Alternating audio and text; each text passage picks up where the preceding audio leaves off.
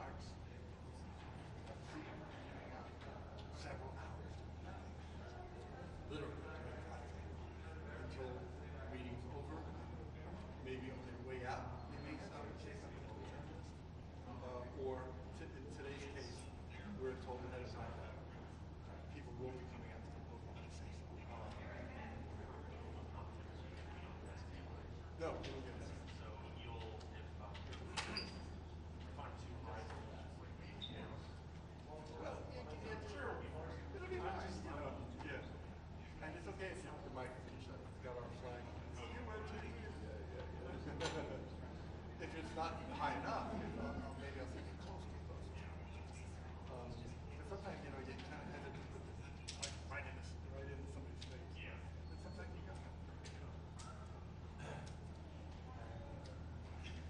Hello. Today, let's go.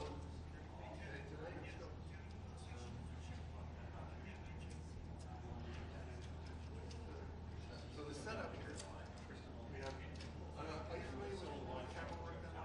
A little bit. This camera plugs in here. This cable lives on the floor here. You have both tape down, plug it in. Oh, we just unplug it, plug it up, and it's there. And then come when we set up in the morning, we just plug it in.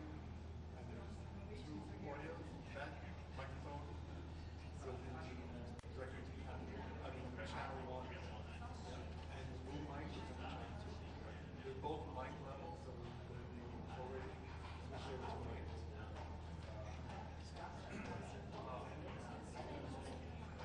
This too was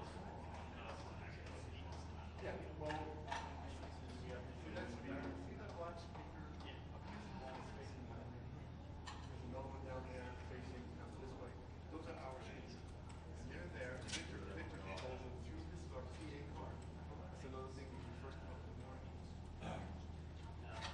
He opens up that PA card.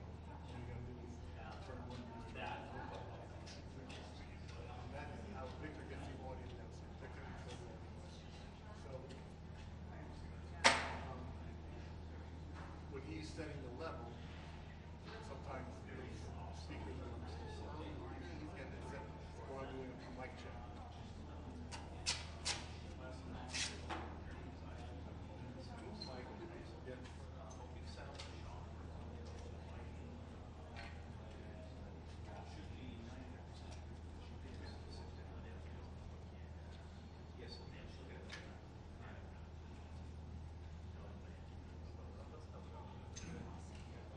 One mic has an attenuator on it, which the device that knocks down.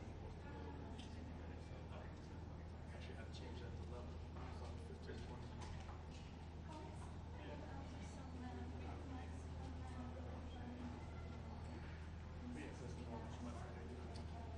The white sweater. Day, and on this day 31 years ago, Ukraine declared their independence, and unfortunately we will meet in the chamber today to again condemn Russia's war on Ukraine. And we will also touch in the Norwegian statement on the global ramifications of the war, the current global food crisis, and we of course will also share our solidarity as we stand with Ukraine in this continued protracted war, going on its 7th month. We mark the 6th month, day of invasion today. And we are extremely concerned, and we will continue to support the Secretary General in his efforts, his difficult efforts. But we applaud him for his role in the grain deal that was made.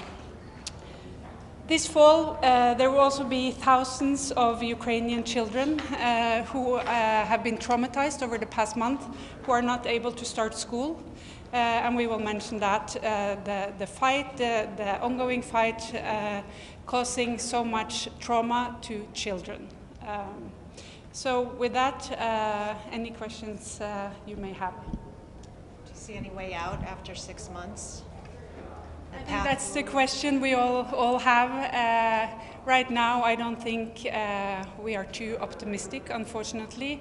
But I think this chamber, and we will say that today as well, that there is an obligation for this chamber to continue the work to maintain international peace and security. That's why we are there. But right now we are mainly supporting the Secretary General to try to expand his efforts to find a way out. Thank you.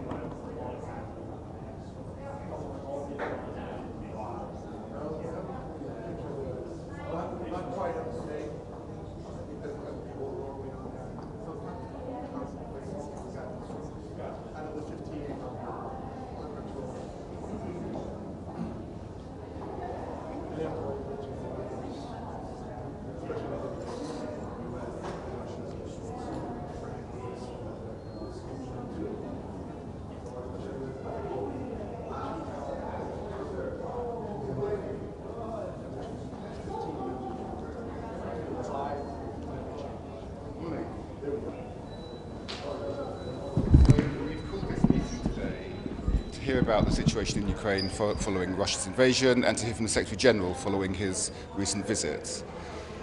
Since the invasion 6 months ago, thousands of Ukrainians have been killed, tortured or abducted. We warned 7 months ago that Russia was planning to invade. Today we warn that Russia is planning to legitimize its annexation with fake referenda. We are very clear about this. You cannot legitimize an illegal invasion with illegal referenda. The United Kingdom is clear that we support the Ukrainians 30 years on from their independence, in which 90% of Ukrainians voted for independence, and despite Russian allegations and claims to the contrary, their strength and their belief in their own sovereignty, their pride in their sovereignty, remains as strong as ever. Thank you. Ambassador, there has been more weapons sent to Ukraine comparing to diplomacy from England. Any comment about that? No, I would just be clear that the United Kingdom remains absolutely steadfast in its support of Ukraine, as we have done throughout the conflict. We will not recognise Russia's annexation of Crimea or any other parts of Ukraine, and so our situation has not changed. We continue to support Ukraine's efforts. How about diplomacy? I mean, there has been like zero diplomacy effort to end the conflict. No, there's been a lot of diplomacy. The question about peace negotiations is for the Ukrainians, but the best way to end the conflict would be for Russia to withdraw its troops and end its illegal occupation. Thank you. Ambassador.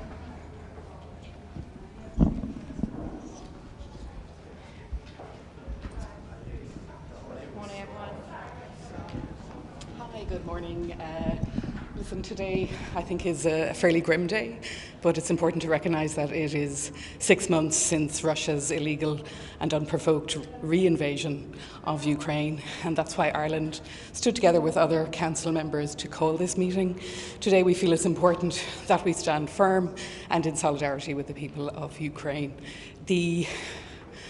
I suppose our position has been consistent.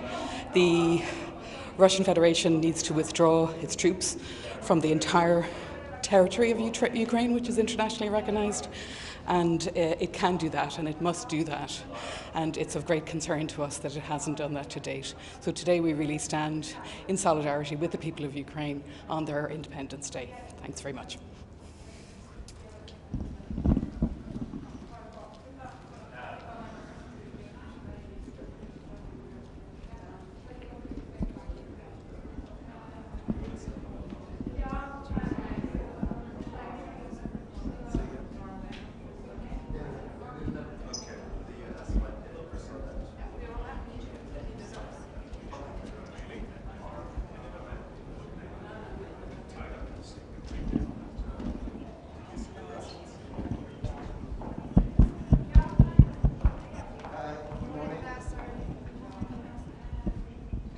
Oh, nothing. Nothing?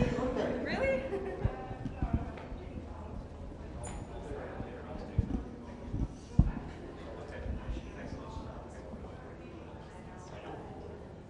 What do you want to ask me?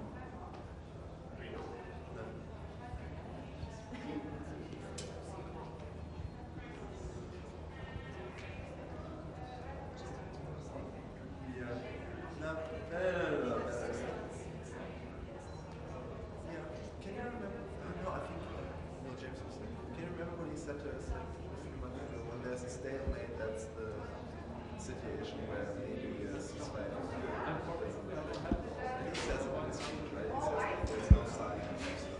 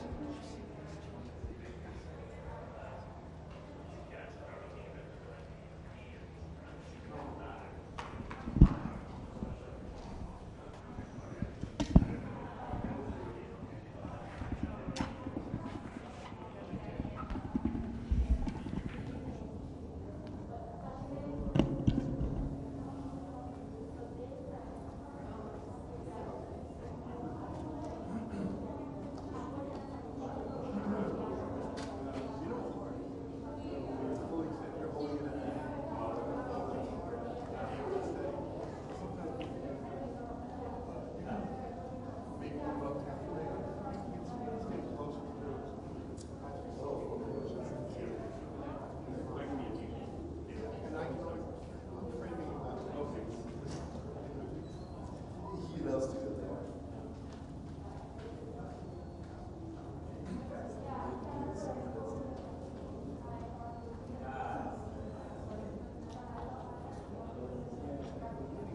Oh, really?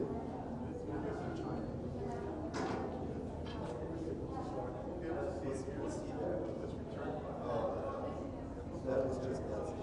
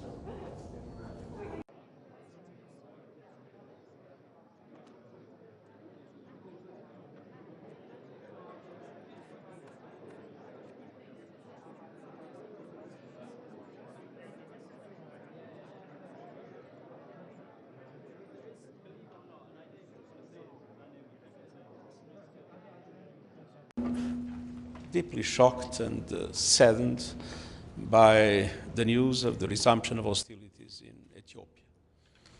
Ethiopians, Tigrayans, Amaras, Oromos, Afars have already suffered too much. My strong appeal is for an immediate cessation of hostilities and for the resumption of peace talks between the government and the TPLF, with, at the same time, the full guarantee of humanitarian access to people in need and the reestablishment of public services.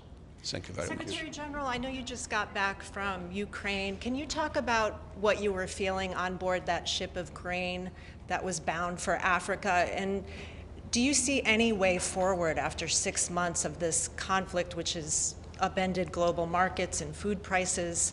Do you have any words of hope for the international community? Well, one thing is true.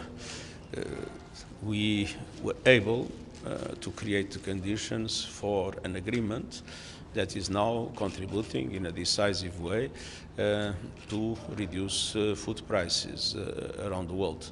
But of course, the most important is peace. Thank you.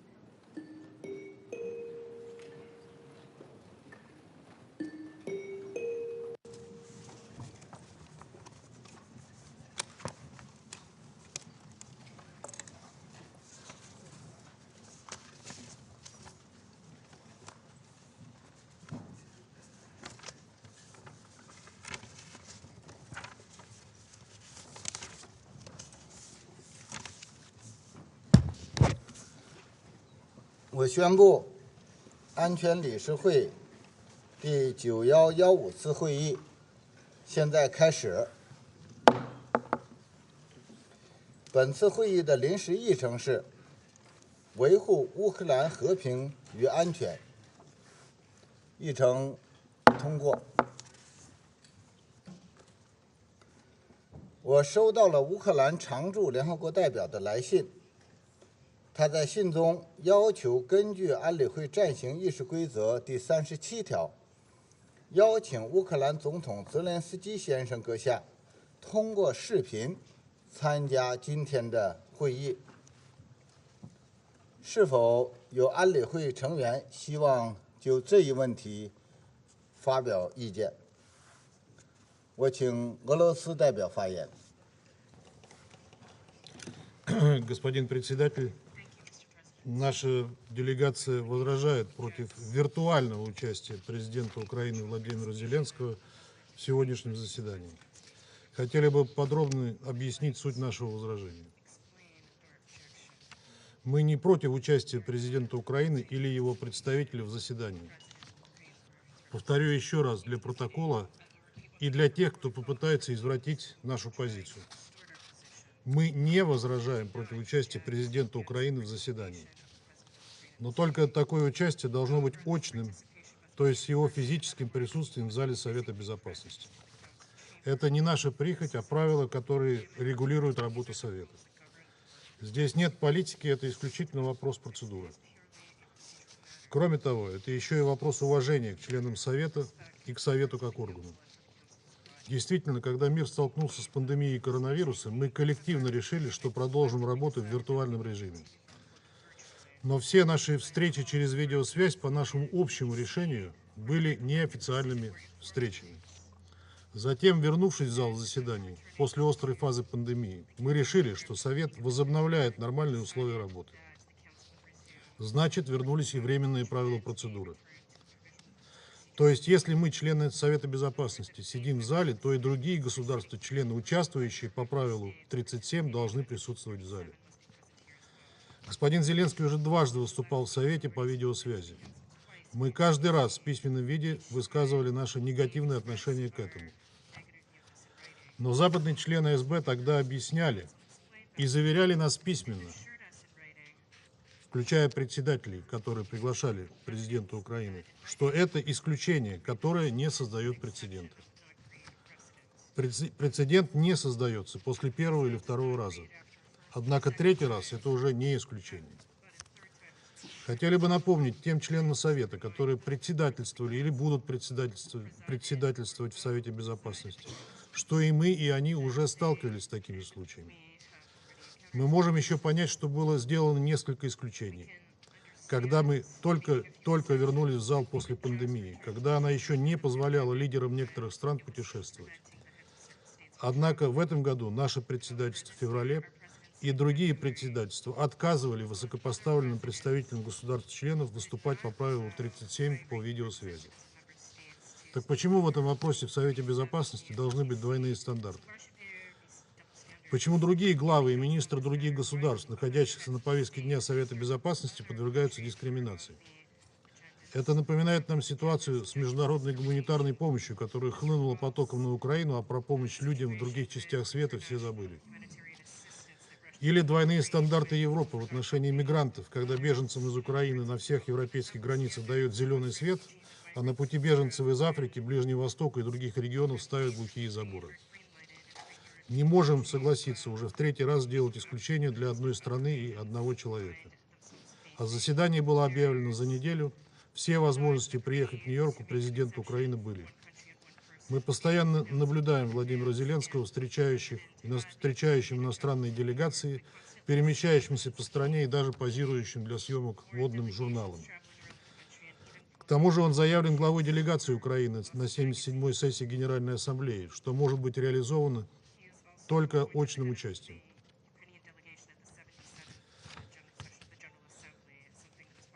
Из этого можно сделать вывод, что ограничений для перемещения президента не существует.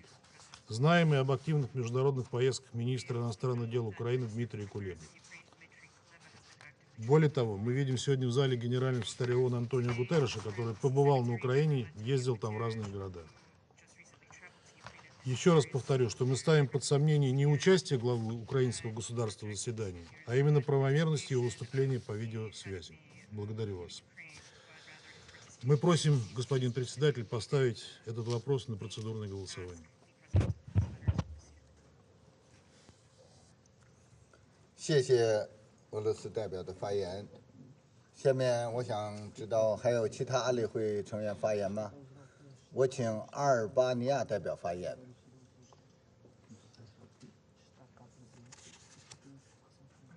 Thank you very much, Mr. President.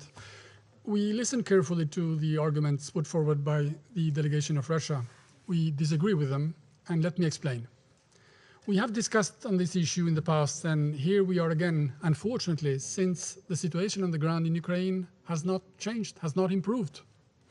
We agree that in the post-pandemic situation, participation virtually under Rule 37 should be an exception. We are faced with such a situation since a democratically elected leader of a sovereign country, a member of the United Nations, cannot leave his country for reasons beyond his control. And we all know what the reasons are. The letters of the United Kingdom, Albania, and the United States, respectively of 11 April, 18 July, and 19 July, have explained in detail the reasons for granting the Ukrainian president the possibility to address the Security Council virtually. Allow me to reiterate that the justification for this exception remains unchanged from the previous times when the Council agreed that the President could address the Council via VTC. It was so in April, it was so in June, and it is sadly now. Ukraine is at war under foreign invasion. When a full military attack on a country, Ukraine, remains ongoing, with Independence Day, this day, with curfews imposed in various cities because of that threat, the Security Council cannot reasonably demand that the President travels to New York if he wants to participate in a session. It is therefore legitimate that we fully understand that in such circumstances, the situation in Ukraine requires President Zelensky to be there. This is a unique and exceptional situation at this moment in the world, and therefore for this Council as well. We therefore strongly support the participation of President Zelensky via VTC and invite other members to vote in favor. I thank you. 我感谢阿尔巴尼亚代表的发言。还有其他代表发言吗？鉴于安理会成员发表的意见，并根据俄罗斯代表提出的请求，我提议将以下提案付诸表决，即根据安理会暂行议事规则第37条，邀请乌克兰总统泽连斯基先生阁下通过视频参加今天的会议。我现在将该提案付诸表决。赞成根据安理会暂行议事规则第37条，邀请乌克兰总统泽连斯基先生阁下通过视频参会的，请举手。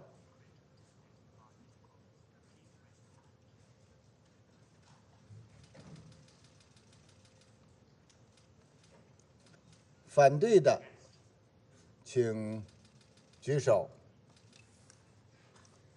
弃权的，请举手。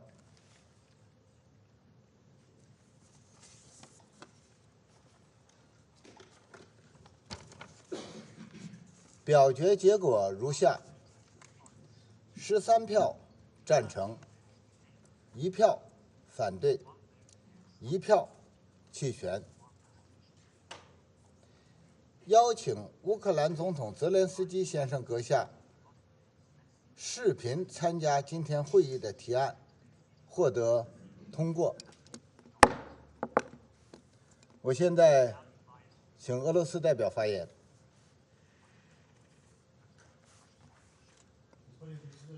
Сожалеем, что члены Совета высказались против соблюдения правил его работы мы еще могли бы понять логику западных покровителей Киева, которые готовы пожертвовать не только всеми украинцами, покрывая преступления режима, но и работой Совета Безопасности ООН. Однако мы крайне разочарованы тем, что и другие члены, которые, приходя в Совет, берут на себя обязательство соблюдать его правила и защищать их, сегодня способствовали размыванию его устоев и практики. Мы призываем всех государств-членов ООН обратить внимание на сегодняшнюю ситуацию. Несмотря на нашу позицию, мы выслушаем господина Зеленского, потому что и нам есть, что ему сказать.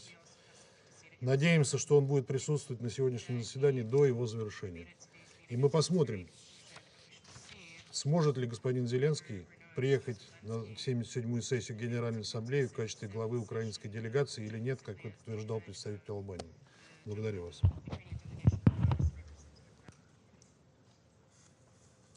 我感谢俄罗斯代表的发言。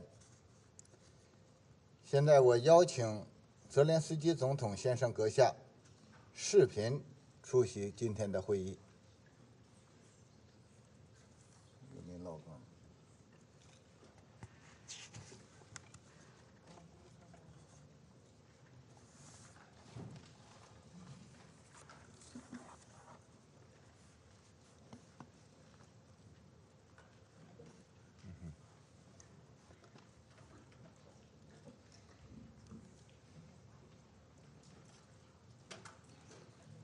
按照安理会暂行议事规则第39条，我邀请主管政治和建设和平事务的副秘书长迪卡洛女士参加本次会议。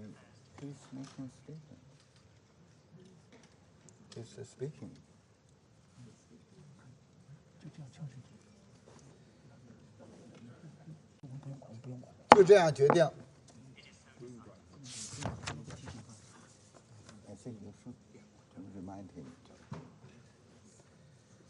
按照安理会暂行议事规则第39条，我还邀请欧洲联盟驻联合国代表团临时代办龚扎头先生参加本次会议，就这样决定。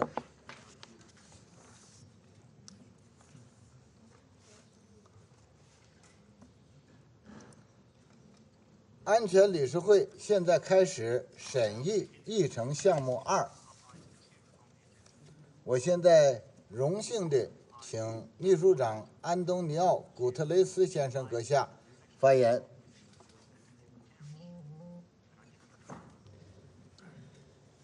Mr. President of Ukraine, Excellencies, today marks a sad and tragic milestone. 6 months since Russia's 24th of February invasion of Ukraine. During this devastating period, thousands of civilians have been killed and injured, including hundreds of children. And countless others have lost their family members, friends, and loved ones. The world has seen grave violations of international human rights law and international humanitarian law committed with little to no accountability.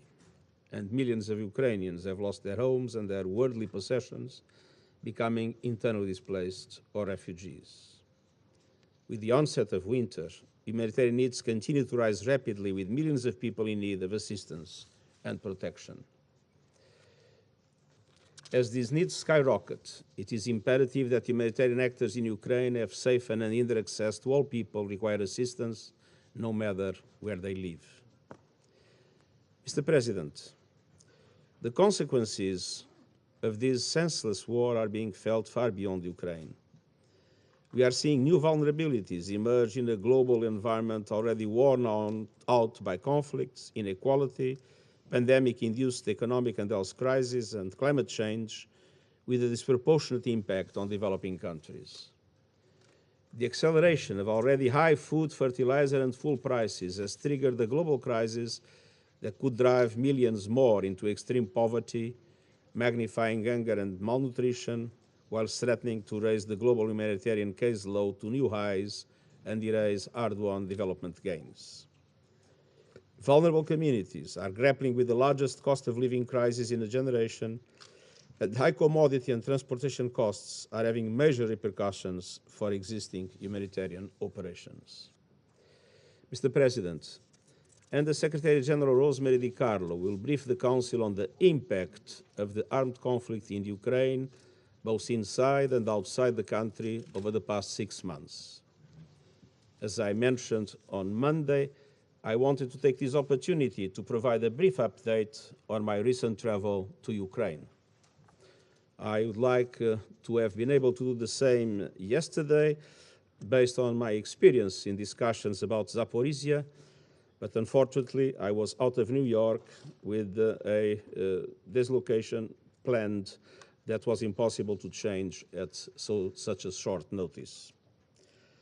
My visit was an important opportunity to follow up on the landmark deal that has brought a measure of hope, especially to developing countries and millions of vulnerable people bearing the brunt of the global food crisis, some of them on the edge of famine.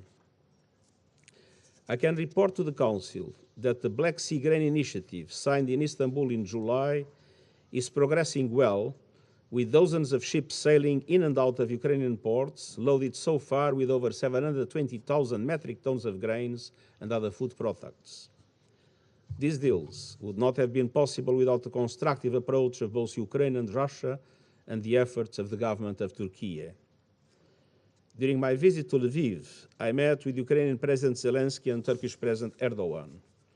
I thank them for their continued engagement to support the implementation of the initiative to ensure the safe passage of Ukrainian food products and fertilizers to those in need and to the world at large.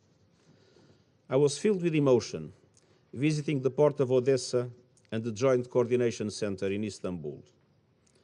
On my visit to Odessa, I went aboard a bulk carrier called MV Kubrosly Y, as it was being loaded with about 10,000 metric tons of wheat. It was deeply moving to peer into the hold of this cargo ship and see wheat pouring in. Even if in a limited way, the storied port of Odessa, which had been paralyzed for months, is slowly coming to life thanks to the initiative. In Istanbul, I saw the WFP chartered ship, the MV Brave Commander. It was proudly flying the UN flag with its cargo destined for the Horn of Africa, where millions of people are at risk of famine. I then had the opportunity to walk up the long and narrow gangway of the SSI Invincible II, having to keep up Ukrainian grain in the port of Chornomorsk. The vessel will carry one of the largest hauls of grain leaving Ukraine to date, more than 50,000 metric tons. Mr. President, just a few weeks ago, much of this would have been hard to imagine. We are seeing a powerful demonstration of what can be achieved in even the most devastating contexts when we put people first. And I stressed in Odessa and Istanbul, what I saw was the more visible part of the solution. The other part of this package deal is the unimpeded access to global markets of Russian food and fertilizers, which are not subject to sanctions. It is critical that all governments and the private sector cooperate to effectively bring them to market. Together with the task team led by Rebecca Greenspan, I will continue my intense contacts for that purpose. In 2022, there is enough food in the world. The problem is its uneven distribution. But if we don't stabilize the fertilizer market in 2022, there simply will not be enough food in 2023. Many farmers around the world are already planning to reduce areas for cultivation for next season. Getting much more food and fertilizers out of Ukraine and Russia at reasonable cost is vital to further calm commodity markets and lower prices for consumers. I once again commend the parties for their engagement in this process and urge them to continue to build on this progress.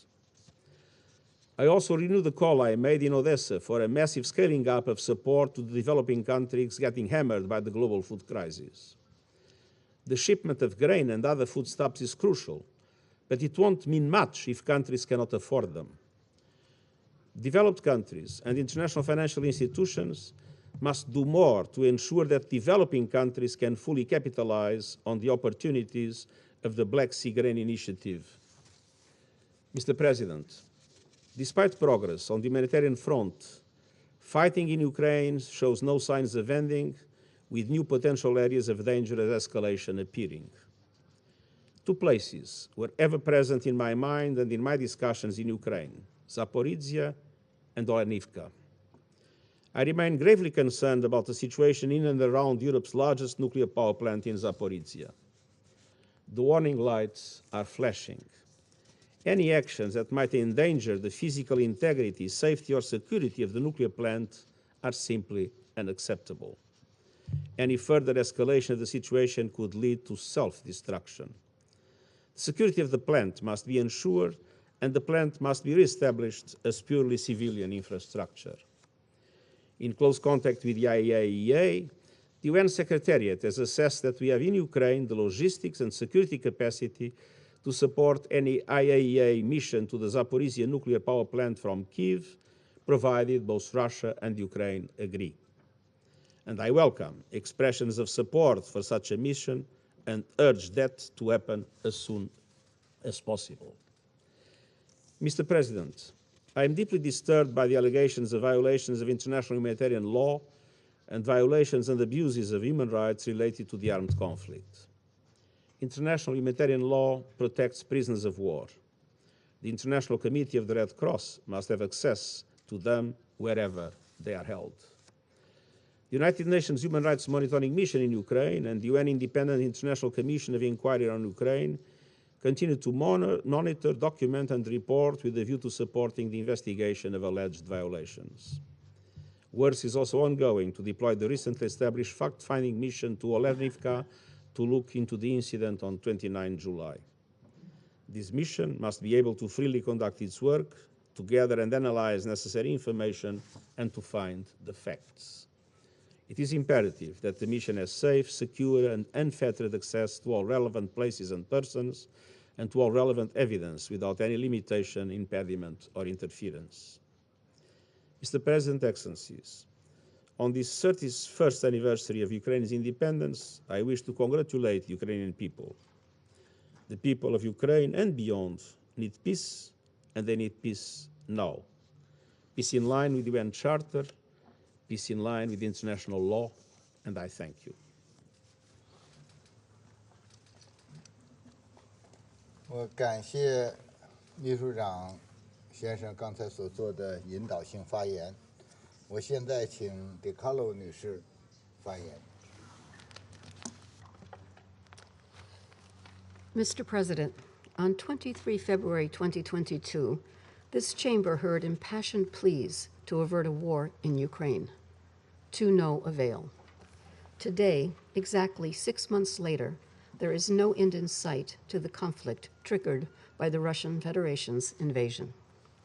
As we meet, the heaviest fighting is concentrated in the eastern Donbas region, in the south near Kherson and Zaporizhia, and in the northeast near Kharkiv. But virtually all corners of Ukraine are affected, and no one is out of reach of missile strikes. At the same time, several attacks, conducted mainly with drones, have also been reported in the Autonomous Republic of Crimea and the city of Sevastopol, Ukraine, occupied by the Russian Federation since 2014. Mr. President, civilians are paying a heavy price in this war. During the past 181 days, the Office of the High Commissioner for Human Rights has recorded 13,560 civilian casualties, 5,614 killed, and 7,946 injured. These figures are based on verified incidents. Actual numbers are considerably higher. The majority of civilian casualties were caused by explosive weapons with wide area effects. The use of these weapons in and around populated areas has predictable and devastating consequences. To date, OHCHR has documented damage, destruction, or use for military purposes of 249 medical facilities and 350 educational facilities. Actual figures may be higher. The indiscriminate shelling and bombing of populated areas, killing civilians and wrecking hospitals, schools, and other civilian infrastructure are actions that may amount to war crimes. Mr. President, we continue to receive reports of human rights violations. The arbitrary detention and enforced disappearance of civilians, including local authorities, journalists, civil society activists, and other civilians, continues. OHCHR has documented 327 cases of arbitrary detention and enforced disappearance of civilians by the Russian Federation and affiliated armed groups in non-government controlled territory. OHCHR has also recorded 39 arbitrary arrests in Ukrainian government-controlled territory and 28 other cases that may amount to enforced disappearance. 14 victims of enforced disappearances perpetrated by the Russian Federation and affiliated armed groups were found dead or died while in detention, 13 men and 1 woman. OHCHR has also corroborated allegations of hundreds of willful killings of civilians while parts of Kyiv, Chernihiv, and Sumy regions were under Russian control in February to March 2022. It has also verified 43 cases of conflict-related sexual violence, the majority attributable to Russian armed forces. Mr. President, we're also concerned about the situation of prisoners of war on both sides. All prisoners of war are protected under international humanitarian law. There's a need for unimpeded and confidential access by the International Committee of the Red Cross to all places of detention, including to places of internment of Ukrainian prisoners of war and civilian detainees in the Russian Federation. We are concerned by reports that the Russian Federation and affiliated armed groups in Donetsk are planning to try Ukrainian prisoners of war in a so-called international tribunal in Mariupol. Any tribunal must respect the protections afforded to all prisoners of war by international law, including fair trial guarantees. The failure to uphold these standards could amount to a war crime. Mr. President, humanitarian needs continue to rise rapidly. At least 17.7 million people, or 40% of the Ukrainian population, need humanitarian assistance and protection, including 3.3 million children. Humanitarian access is of great concern. Roads are heavily contaminated with explosive ordnance, putting civilians at risk and stopping humanitarian convoys from reaching them. Over 6.6 million internally displaced persons have been recorded. Another 6.7 million people have left Ukraine to other countries in Europe, most of them women and children. Mr. President, as winter approaches, the destruction caused by war, combined with the lack of access to fuel or electricity due to damaged infrastructure, could become a matter of life or death if people are unable to heat their homes. An estimated 1.7 million people are already in need of urgent assistance with heating, shelter repair, and other winterization preparation, as temperatures in parts of the country are expected to decline to minus 20 degrees Celsius. The UN's ongoing winterization efforts aim to complement and support the work led by the government of Ukraine. Our revised flash appeal requires $4.3 billion to support 17.7 million people in need of assistance through December 2022. Donors have generously provided $2.4 billion as of 19 August. The humanitarian response is scaled up to 500 humanitarian organization partners, reaching over 11.8 million people with at least one form of assistance. The war has severely impacted agriculture in Ukraine, leaving thousands of farmers without income, destroying grain storage facilities, and exacerbating food insecurity among vulnerable groups. According to the World Food Program, 20% of the people of Ukraine have insufficient food. Mr. President, as the Secretary General emphasized, the repercussions of the war in Ukraine are being felt worldwide. According to World Food Program estimates, 345 million people will be acutely food insecure or at a high risk of food insecurity in 82 countries with a WFP operational presence. This represents an increase of 47 million acutely hungry people due to the ripple effects of the war in Ukraine. Last month, UNDP estimated that up to 71 million people may have already been pushed into poverty in the 3 months after the start of the war. Key affected areas include the Balkans, the Caspian Sea region, and sub-Saharan Africa, particularly the Sahel. The global financial situation remains volatile, with concerns about potential stagflation scenarios in the latter part of 2022 and 2023. Energy markets remain under stress, a serious concern as the winter season in the Northern Hemisphere approaches. While food prices have stabilized in recent weeks, this is not necessarily translated into lower inflation rates yet. Inflation continued to accelerate in July of this year. It is breaking multi-decade records in developed countries, and yet it is developing countries and LDCs that have been more drastically affected. The fiscal situation in many developing economies is a particular concern, particularly as their borrowing ability has been fragile following the need to respond to the COVID-19 pandemic with significant expenditures. Today, developing country debts and import bills are coming under further pressure. We remain concerned that the deteriorating socioeconomic situation in developing countries, particularly those in already fragile situations, could lead to social unrest. While it is difficult to establish a direct link to the war, we have already seen an increase in the number of riots between the first and second quarter of 2022. Mr. President, today's grim 6-month anniversary coincides with Ukraine's National Day. This is an occasion to celebrate the country's sovereignty and independence and proud heritage, and we congratulate the people of Ukraine on this day. But let us recall that the human and material toll of this war is tragic, colossal, and evident. First and foremost, for Ukraine and its people. And the economic consequences for the world are ominous and growing. The conflict is having another impact that, although less tangible, is just as perilous. In deepening global divisions and exacerbating mistrust in our institutions, the war is weakening the foundations of our international system. The consequences of a breakdown in how the world manages questions of peace and security are frightening to contemplate. This war is not only senseless, but exceedingly dangerous, and it touches all of us. It must end. Thank you, Mr. President. 感谢迪卡罗女士所做的发言。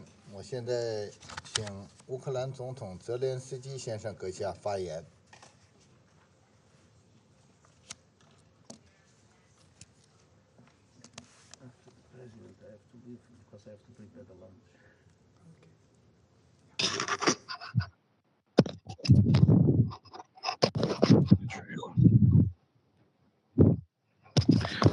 Thank you to everyone.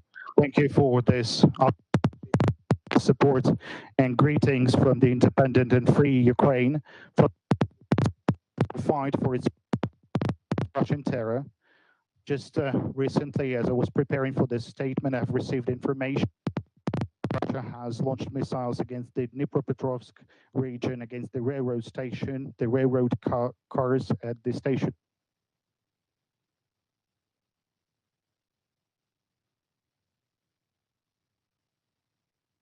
People and 50 people were injured.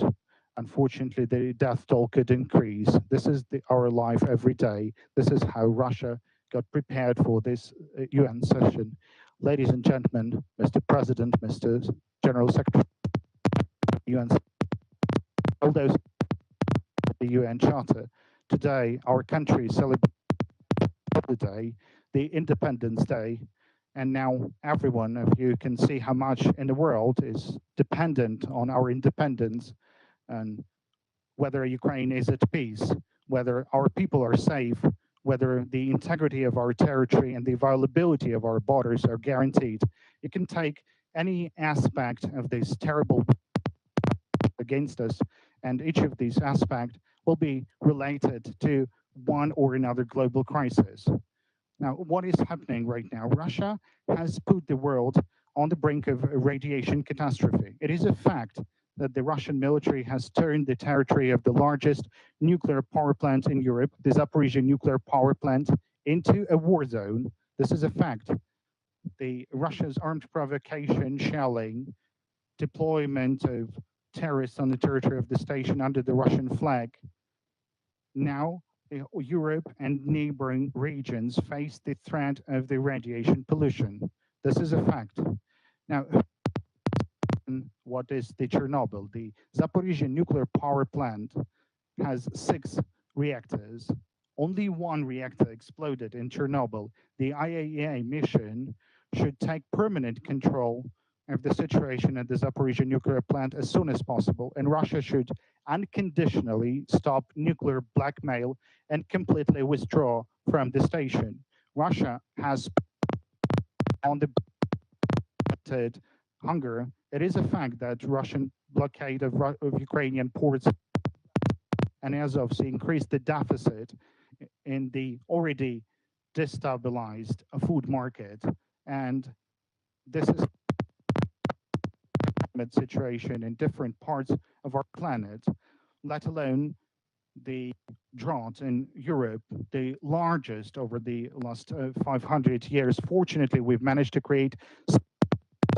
Russia was forced to accept the terms of international community, allowing to restore grain export from 3 Ukrainian ports.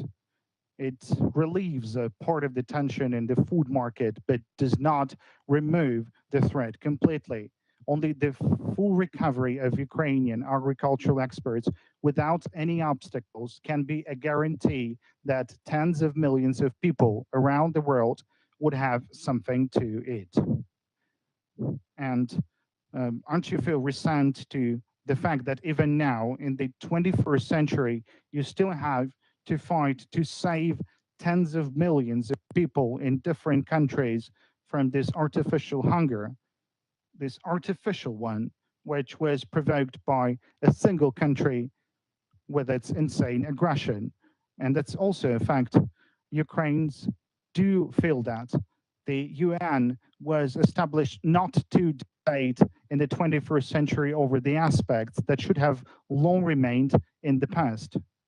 But nevertheless, I thank Mr.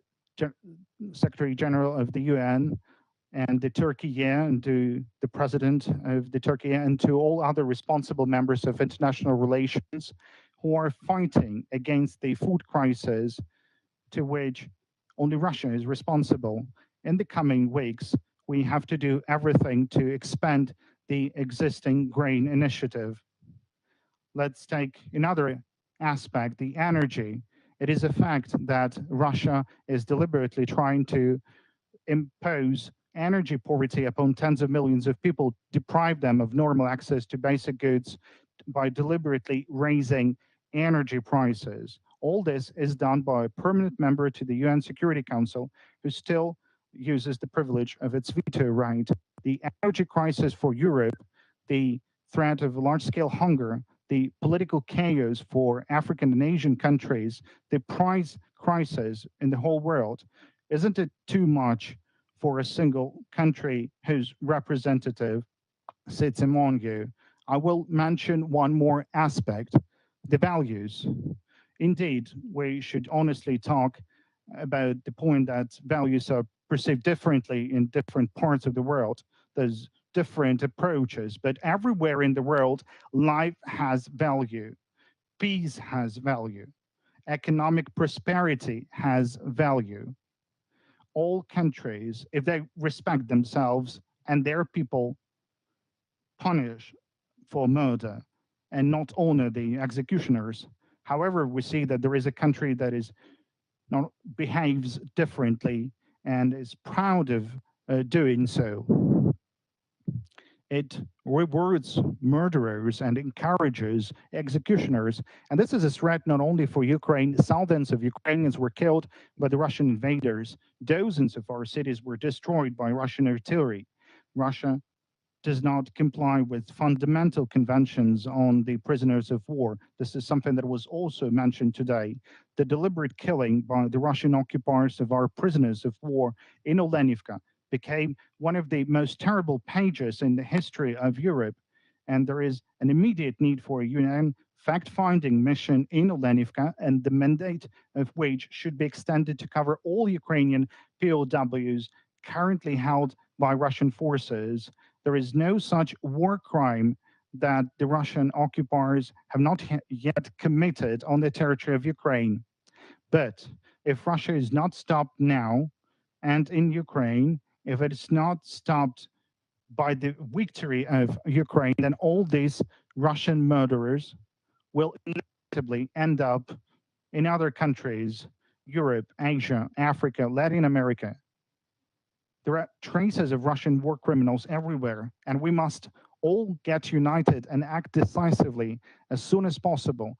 So there are no more traces of Russian missiles and no more cities burned by Russian artillery, so that there would be no threat of a radiation catastrophe ever again. Russia must release the captured territory of Ukraine so that there would be no food crisis.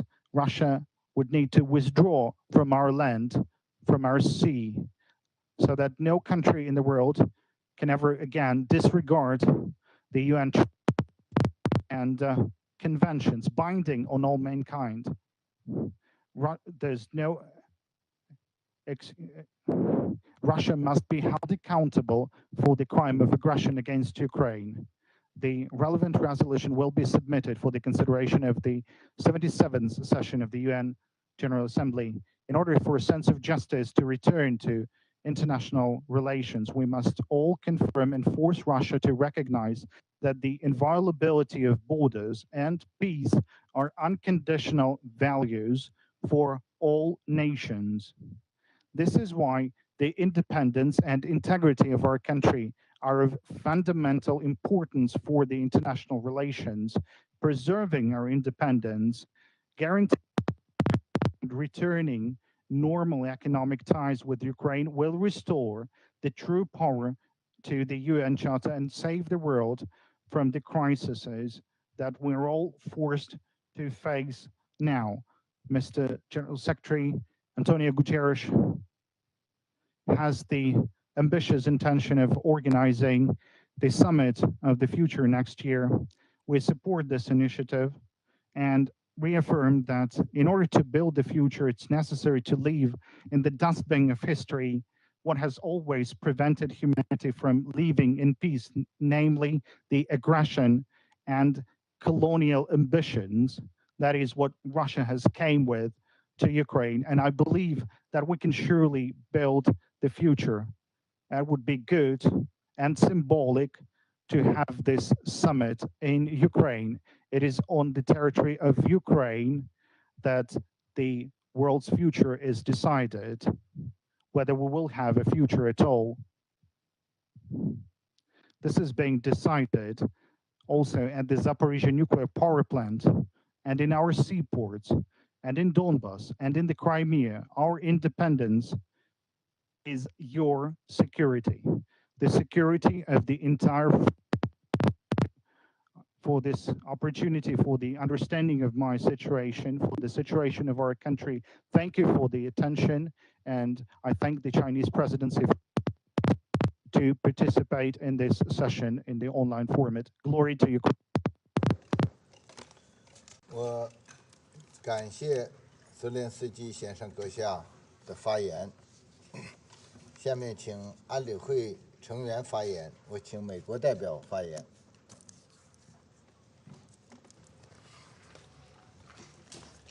Thank you, Mr. President. And thank you, Secretary General Guterres and Undersecretary General DiCarlo for your briefings. I would also like to congratulate Ukrainians on their Independence Day and thank President Zelensky for participating in this meeting today. President Zelensky, the United States stands with you and the people of Ukraine today and every day. And every Russian bomb that falls only strengthens our resolve to support your sovereignty and your independence.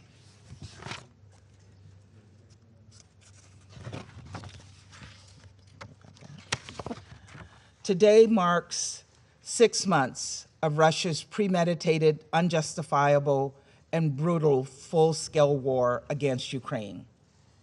Just 6 months since we, sitting here in the council chamber, watched as Russia, serving in the presidency, attempted to defend the indefensible. 6 months of Russia's defiance of the international community. 6 months of Russia's flagrant lies and disregard for international law, including violations of the UN Charter. 6 months of attacks by Russia, killing Ukrainian civilians and destroying civilian infrastructure. 6 months of devastation and missile strikes that have torn apart families and stolen the lives of too many, like the life of 4-year-old Lisa Dmitrieva, killed last month in a missile strike that left 24 people dead. 6 months of horrific atrocities, including rape, murder, and torture in towns like Bucha and Irpin and others. 6 months of families being separated and millions displaced. 6 months of killings, thousands dead. 6 months later, Russia's goal is as clear as ever: to dismantle Ukraine as a geopolitical entity and erase it from the world map. Russian disinformation campaigns are increasingly being weaponized to prepare for further attempts to annex Ukrainian territory. Russian Minister of Foreign Affairs Lavrov publicly acknowledged this as one of the Kremlin's objectives. Specifically, Russia is laying groundwork to attempt to annex the regions of Kherson and Zaporizhia and all of the Donetsk and Luhansk oblasts. Let's be clear. The international community will never recognize Russia's attempt to change Ukraine's borders by force. And when the world's leaders come to New York next month to reaffirm their commitments to the UN Charter, they are also reaffirming their support for that basic principle. So no matter how many more sham referendums, illegitimate authorities Moscow tries to install, we will continue to defend the UN Charter and uphold Ukraine's sovereignty, territorial integrity, and independence. And as we discussed yesterday, Russia is responsible for creating another grave risk to another core commitment by the international community to nuclear safety. Ukraine had an impeccable record of nuclear energy safety and security at the Zaporizhzhia nuclear power plant. But Russia recklessly attacked and seized control of this plant by force, risking nuclear disaster. In a similar vein, we are particularly concerned by Russia's so-called filtration operations, which involve the systematic forced deportations of Ukrainian civilians to remote areas of Russia. These camps are abducting and separating children from their parents. Russian forces are forcibly confiscating and replacing passports, dictating curriculums in schools, and replacing Ukrainian street names and other public signs with Russian language alternatives. The evidence of Russian forces interrogating, detaining, and forcibly deporting hundreds of thousands of Ukrainians, including children, continue to mount. The reasons are clear. They want to destroy Ukraine, its culture, its people, its very existence. Even where we have seen progress, like the movement of grain and other foodstuffs from Ukrainian ports following the much-needed arrangements signed with Turkey Russia did not let us forget about its intentions. Mere hours after the deal was inked, Russia launched missiles at the port of Odessa. Those missiles were a potent reminder millions of Ukrainians are still under siege, and tens of millions around the world are being driven to hunger by Russia's actions. For all this violence and carnage, these hunger and humanitarian crises, these human rights abuses and threats to vulnerable groups, Russia, and Russia alone, bears sole responsibility. And Russia alone is the sole hindrance to a swift resolution to this crisis. We must continue to call for and ensure accountability for all of Russia's atrocities. Today marks 6 months of the war, but it also marks Ukraine's Independence Day, a day normally celebrated by parades, with festivals, with joy. Many of us came together in a similar kind of celebration on July 4th last month on the UN lawn as America celebrated its independence. And we ate and we danced and we looked in awe at the fireworks in the sky. In Ukraine today, there are none of the typical festivals, no feasts or concerts. Citizens have been told to stay away from cities and to look for very different kinds of explosions from the sky. And we heard President Zelensky describe just that to us today. One Ukrainian citizen told an NPR reporter that she hopes that, and I'll quote her, she hopes that we can celebrate independence without weapons in the future, maybe with flowers and dances instead. Let us do everything we can to bring the flowers and the dances back to Kyiv, back to Ukrainians. And let us pray by this time next year, her dream has come true. Thank you, Mr. President. 谢谢美国代表的发言，下面请阿尔巴尼亚代表发言。Thank you, Mr. President, and let me also thank the ESG and USG DiCarlo for their update information. 31 years ago today, Ukraine declared its independence from the decaying Soviet Union. It is a day to celebrate, and I'm sure, despite the situation, Ukrainians in Ukraine and abroad will proudly mark their day in a way or another. We join them in this and welcome you, President Zelensky, in this meeting under the exceptional circumstances you and your country continue to endure. But celebrations are not easy and hardly joyful when you are under attack by your neighbor that pretends from dawn to dusk to be your brother, but that kind of brother that is assaulting you, killing your people, destroying your homes, bombarding your cities, abusing your women, deporting your people, breaking your country, denying your existence. That abusive brother that wants to take everything you have. Mr. President, today marks also exactly 6 months from the start of the invasion, the day when the UN Charter was thrown in the Kremlin shredder, when the term respect for international law lost any meaning in Moscow. It marks 27 weeks from the adoption of the United Nations General Assembly resolution when the whole world but 4 asked Russia to stop the war and respect the sovereignty of Ukraine. It marks 25 weeks from a legally binding order of the International Court of Justice, the highest international court addressed to Russia to immediately stop military activities. All these calls and documents continue to be ignored. Russia persists in its course with a clear intention to dismantle Ukraine and subjugate its people, despite unquestionable evidence and hard proof that its actions have and continue to produce serious global destabilizing effects on security, energy, food, including the risk of a nuclear catastrophe, and are increasingly decoupling Russia from the rest of the European continent. We commend Turkey and the Secretary General for their tireless and successful efforts in making sure that grain and other food products are exported from Ukraine and go on the tables of the needy throughout the world.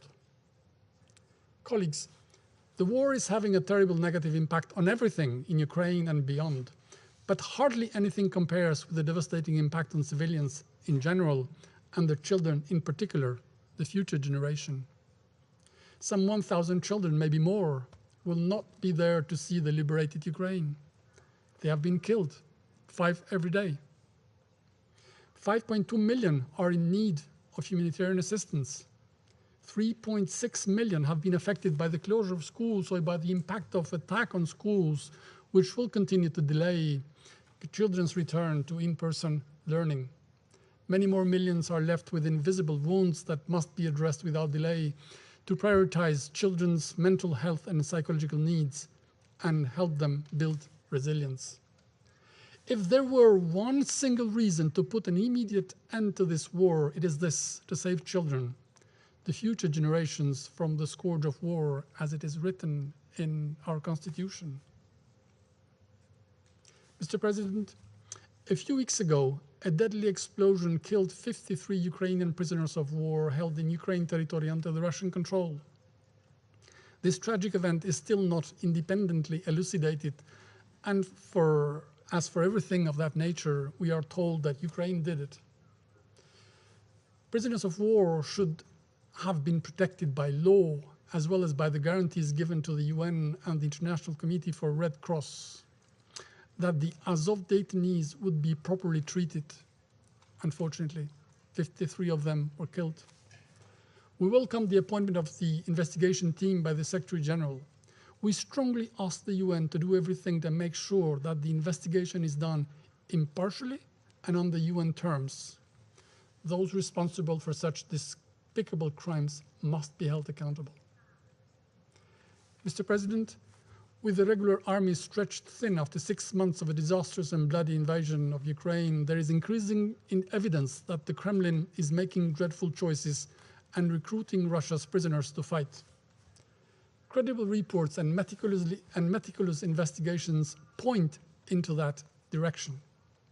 This is very worrying in a situation that is already alarming, since when we have seen what regular soldiers were able to execute in Bucha, we have shivers thinking about what may happen when you give weapons to murderers and criminals who should be behind bars in Russia and not in Ukraine in military uniform. These new fighters, if that proves true, will fill in for those who have come to senses, discovered the truth and abandoned the war, not to continue to be partners in crime, like Pavel Filatyev. He was sent to Kherson. He is free to speak his mind now and tell his story. And what is he saying? Let me quote. We understood that we were dragged into a serious conflict where we are simply destroying towns and not actually liberating anyone.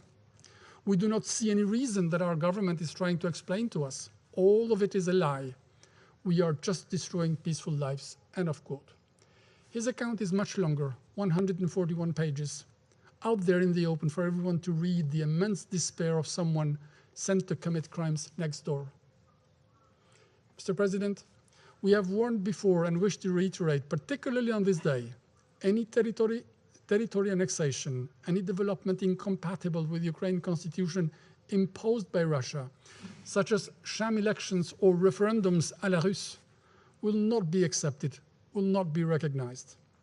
Pro-Russian officials in the territories under Russian control speak openly of joining Russia by implementing the Crimea template. This will be null and void, a dead end. As stated by key European leaders as recently as yesterday, Ukraine friends are ready to support Ukraine's fight to defend itself, not because anyone is against Russia and the Russians, but simply because all those who are for peace see in Ukraine the litmus test of the European security architecture and the stress test of resilience of world peace and security in front of long-gone imperial behavior. Colleagues, on this day we reaffirm once more our full and unwavering solidarity with the people of Ukraine. We pay tribute to all those who are fighting to defend their land and their lives, and to all those sacrificed for the independence and freedom of Ukraine.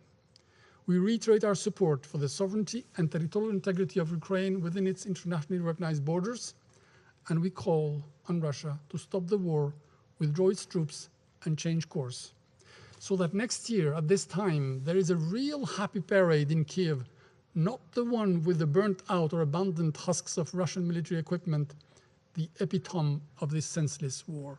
And I thank you. 感谢阿尔巴尼亚代表的发言，下面请法国代表发言。Je vous remercie, Monsieur le Président. Je remercie le secrétaire général et Madame Di Carlo pour leur présentation et je souhaiterais saluer l'intervention du président Zelensky ce matin. Monsieur le Président, depuis 6 mois précisément, les Ukrainiens résistent avec un courage extraordinaire à la guerre d'agression lancée par la Russie, avec son lot terrible de souffrances et d'exactions de masse. Les Ukrainiens, faut-il le rappeler, se battent pour la souveraineté et l'intégrité territoriale de leur pays. Quel meilleur moment pour leur rendre hommage qu'aujourd'hui, jour de leur fête nationale qui a marqué en 1991 l'indépendance de l'Ukraine. À travers sa lutte, l'Ukraine défend aussi les buts et les principes de la Charte des Nations Unies. Et c'est pourquoi la France continuera de se tenir à ses côtés. Avec nos partenaires européens, nous continuerons à la soutenir aussi longtemps qu'il le faudra face à l'agression russe. En ce jour de célébration de l'indépendance ukrainienne, je redis aussi clairement que la France ne reconnaîtra jamais l'annexion des territoires occupés par la Fédération de Russie. La France ne reconnaîtra pas la légitimité de référendums d'indépendance qui seraient organisés par la Russie dans ces territoires pour tenter de légitimer son agression, pour maquiller ces violations flagrantes du droit international, pas plus qu'elle n'a reconnu ou qu'elle ne reconnaîtra l'annexion de la Crimée. Monsieur le Président, avec cette guerre, la Russie contribue à déstabiliser encore davantage un monde sur lequel pèsent déjà de graves menaces. Nous nous félicitons que le centre de coordination conjoint à Istanbul soit désormais opérationnel, que 33 navires aient pu quitter les ports ukrainiens depuis la signature des accords d'Istanbul. Mais ne nous leurrons pas, les effets négatifs de la guerre conduite par la Russie se poursuivent, perdurent et se multiplient. Les chaînes d'approvisionnement sont toujours perturbées, les coûts de transport demeurent très élevés, le marché de l'énergie est bouleversé, et tant que durera l'agression russe, ces effets continueront à se propager. La présence de troupes russes sur le site de la centrale nucléaire de Zaporizhzhia fait également peser le risque d'un accident nucléaire aux effets potentiellement dévastateurs. Nous rappelons notre appel au retrait des forces russes. Tout incident serait de la responsabilité première de la Russie. Il est crucial que l'AIEA puisse conduire une mission d'experts sur le terrain dans les plus brefs délais. Monsieur le Président, les informations qui nous parviennent concernant des exécutions extrajudiciaires, des actes de torture à l'encontre des prisonniers ukrainiens, en particulier dans le village de Lenivka, mais pas seulement, sont extrêmement choquants. La Russie doit respecter le droit international humanitaire. Il s'applique à tous les conflits armés internationaux, nous le rappelons, qu'elles reconnaissent ou non être en guerre, ainsi que le droit international des droits de l'homme. La France, aux côtés de ses partenaires, s'est mobilisée dès les premiers jours de l'agression russe pour que les auteurs des crimes commis en Ukraine soient identifiés, soient poursuivis et que leurs crimes soient documentés. Nous soutenons activement le travail de la Cour pénale internationale qui enquête sur des faits susceptibles de constituer des crimes de guerre, de génocide ou de crimes contre l'humanité. Nous soutenons également les enquêtes des juridictions ukrainiennes. Et nous resterons aussi attentifs aux éléments que publiera prochainement la commission d'enquête internationale et indépendante qui a été créée par le Conseil des droits de l'homme avec le soutien de la France. Enfin, nous appelons une nouvelle fois la Russie à faire le choix de la diplomatie pour rebâtir la paix avec l'Ukraine dans le respect de sa souveraineté, dans le respect de son intégrité territoriale et dans ses frontières internationalement reconnues. Ce au moment et dans les conditions que décideront les Ukrainiens qui sont la partie agressée. La France continuera à s'engager à cette fin. Je vous remercie. 我感谢法国代表的发言，下面请爱尔兰代表发言。Thank you, Mr. President, and I would like to thank the Secretary-General for his remarks and indeed his efforts with regards to resolving the war in Ukraine and its wider consequences, including for global food security.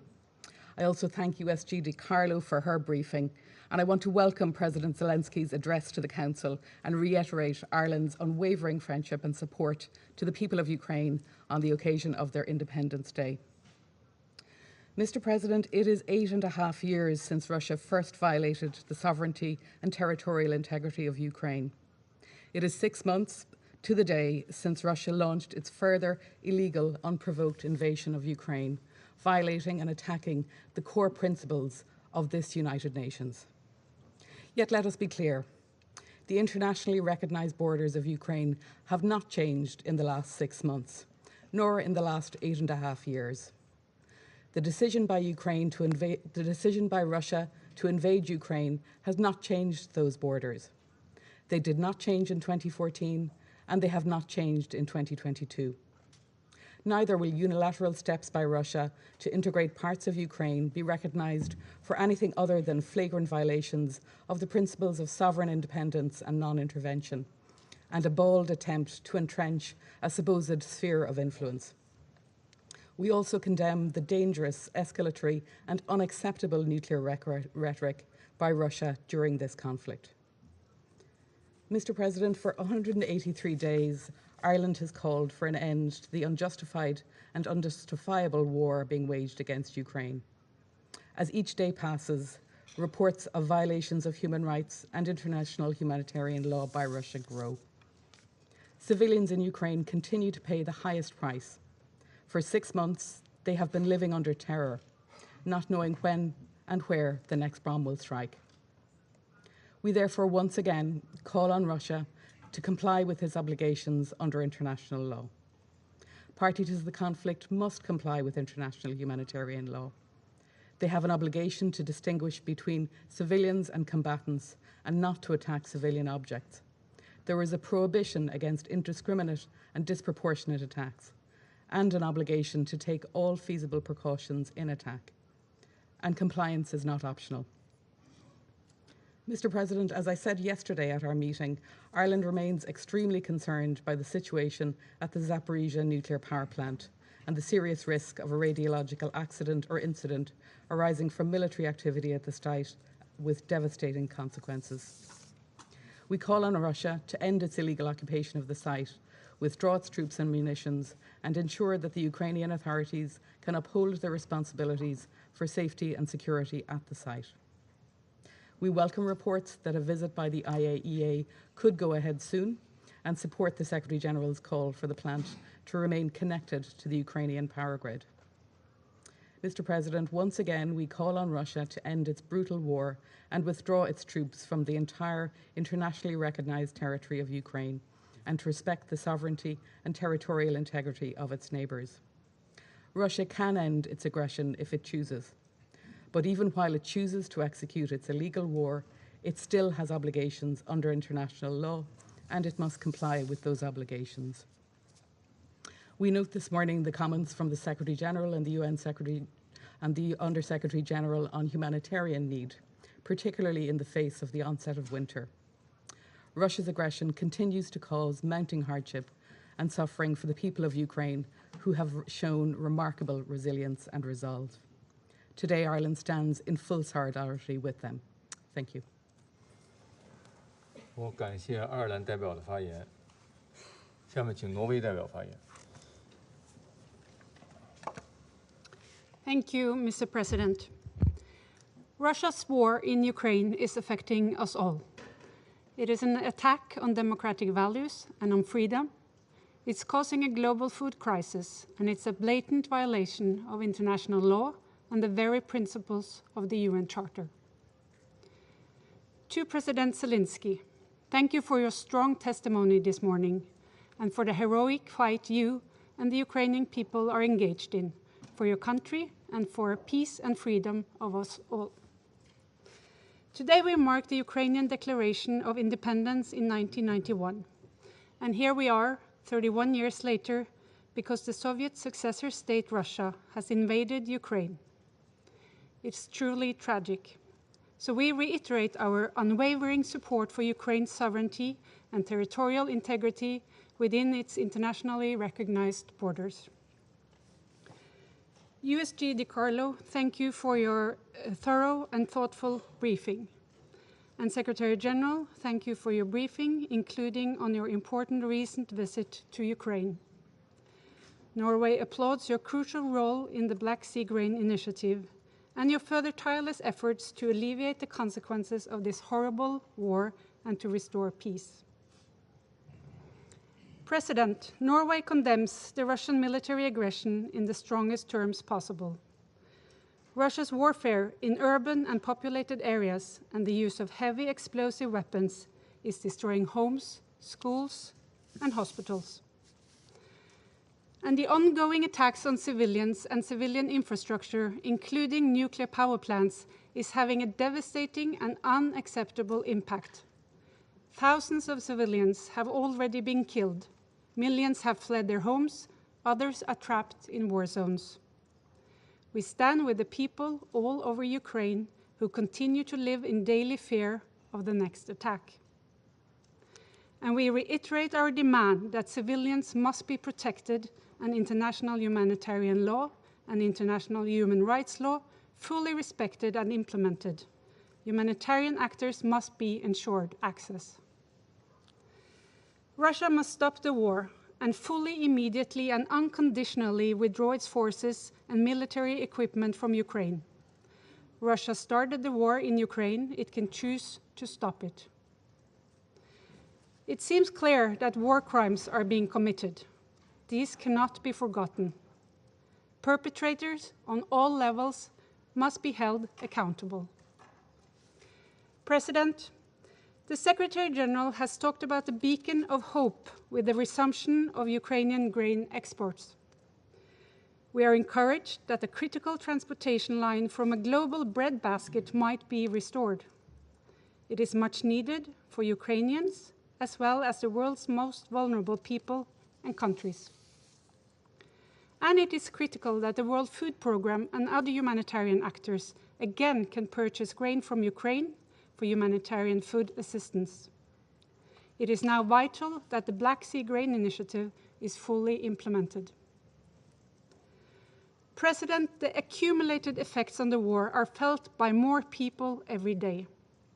In May, this Council expressed its unified support for the efforts of the Secretary General in the search for a peaceful solution.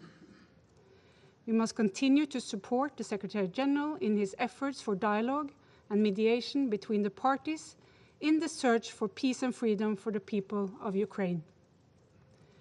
And we stress the joint responsibility of the members of this Council to make every effort to ensure peace. Again, to the Ukrainian people, our thoughts are with you on your National Day and every other day. We reiterate our solidarity with you. I thank you. 我感谢挪威代表的发言，下面请英国代表发言。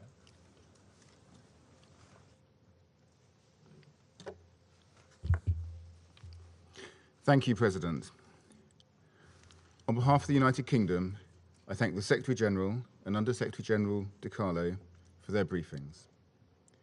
We warmly welcome President Zelensky's participation in today's meeting.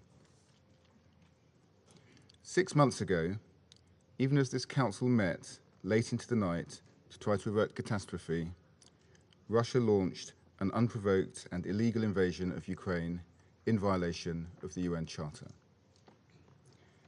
In the months that followed, Ukraine has been subjected to the full horrors of war. As we've heard today, thousands of civilians have been killed or wounded. Over 17 million are now in need of humanitarian assistance. Schools, hospitals, and other medical facilities have been attacked. We have seen a pattern of Russian violations of international humanitarian law and of Russian human rights abuses and violations, including reports of torture, inhumane treatment, and arbitrary detention. Ukrainian citizens, including children, have been forcibly deported to Russia. 6 million people are displaced within Ukraine, and over 6 million are refugees abroad. And the people of Ukraine are not the only victims of this war. Beyond Ukraine's borders, Putin's decisions have had a devastating impact on the world's most vulnerable, with many millions across the world affected by rising food and fuel prices. We again pay tribute to the work of the UN Secretary General with Turkey to negotiate the Black Sea Grain Initiative. President, today, in what would be another violation of the UN Charter, there are reports that Russia is planning fake referenda to illegally annex more territory from Ukraine. Any such attempt would fool no one. Russia has, after all, lied throughout their illegal invasion, using disinformation to create false pretexts, undermine Ukrainian sovereignty, obscure the truth, and hide war crimes. And it would further demonstrate Russia's contempt for the principles of sovereignty and territorial integrity, principles which, as member states of this organization, we have all committed to upholding. President, 31 years ago today, Ukraine declared its independence, with over 90% of Ukrainians voting in favor. Today, that pride in Ukrainian identity and sovereignty remains as strong as ever. We have all seen the courage and ingenuity of the Ukrainian people as they have fought to defend their nation against Russia's attack on their national sovereignty and right to self-determination. Ukraine's fight is a fight for the principles of the UN Charter. All of us in this chamber have a responsibility to recognize that. It is a fight that has inspired the world with its courage and defiance against brutality. So today, on Ukrainian Independence Day, we stand together with the nation of Ukraine and its heroic people who continue to resist Russia's attempts to rewrite international borders by force. We once again call for Russia to withdraw its forces from Ukraine immediately, and we call for full accountability for Russia's crimes. Thank you. 我感谢英国代表的发言，下面请巴西代表发言。 Thank you, Mr. President. I acknowledge the participation in the session of His Excellency President Zelensky, to whom I extend congratulations on the occasion of Ukraine's National Day. I thank the Secretary General and USG Rosemary DiCarlo for their remarks. 6 months after the opening of hostilities, there seems to be no solution in sight for the conflict in Ukraine. The situation is now compounded by the risk of nuclear disaster. It is essential that the parties refrain from attacks that could threaten the safety of nuclear facilities, as has been happening in the vicinity of the Zaporizhzhia plant. Brazil reiterates the call for the two sides to facilitate the access of an IAEA mission so that the conditions of the plant can be properly evaluated. It is deeply saddening to note how little progress has been made towards a political solution. The most notable result was the initiative on grain exports from Ukrainian ports and on facilitating Russian grain and fertilizer exports, announced in July, for which we are grateful to the efforts of the Secretary General and the support of the government of Turkey. When the parties engaged in negotiations, an important result was achieved, which partly alleviates the effects of the conflict on food prices around the world, and particularly in developing countries. Mr. President, reality and history show that closing the door to dialogue is not the right approach to resolving any conflict, and this applies to Ukraine. Actions that prolong the hostilities will only result in greater human suffering and will not resolve the underlying causes. Brazil welcomes the Secretary General's efforts to ensure the implementation of the Istanbul agreements and takes note of his visit to the region last week. It is essential that the international community seek to preserve this important achievement, which indicates a possible path towards broader negotiations. We urge the parties to keep open the channels of dialogue that made possible the Istanbul package, as they offer the best prospects for peace. Finally, we recall the obligation of both sides under international humanitarian law to protect the civilian population and prevent human rights abuses. Attacks against residential areas and facilities such as schools, churches, and hospitals are unacceptable and fuel a logic of retaliation that must be avoided by all means. It is in everyone's interest that the two countries can live peacefully, side by side in the future, and cooperate to achieve their development goals. I thank you, Mr. President. 我感谢巴西代表的发言，下面请加蓬代表发言。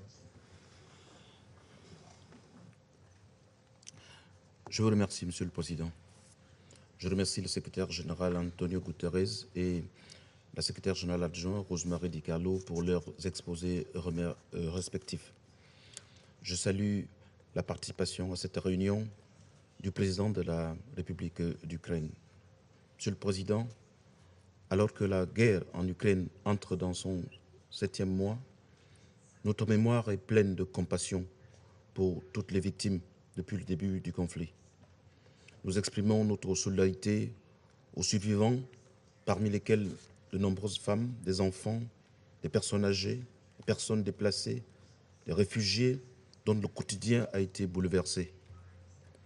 Nous rendons hommage au personnel humanitaire qui sur le terrain s'emploie à édulcorer l'atrocité du quotidien des survivants de la guerre en apportant une aide vitale et précieuse, souvent dans des conditions extrêmement difficiles. Au bilan de la guerre s'ajoute un bilan matériel très lourd.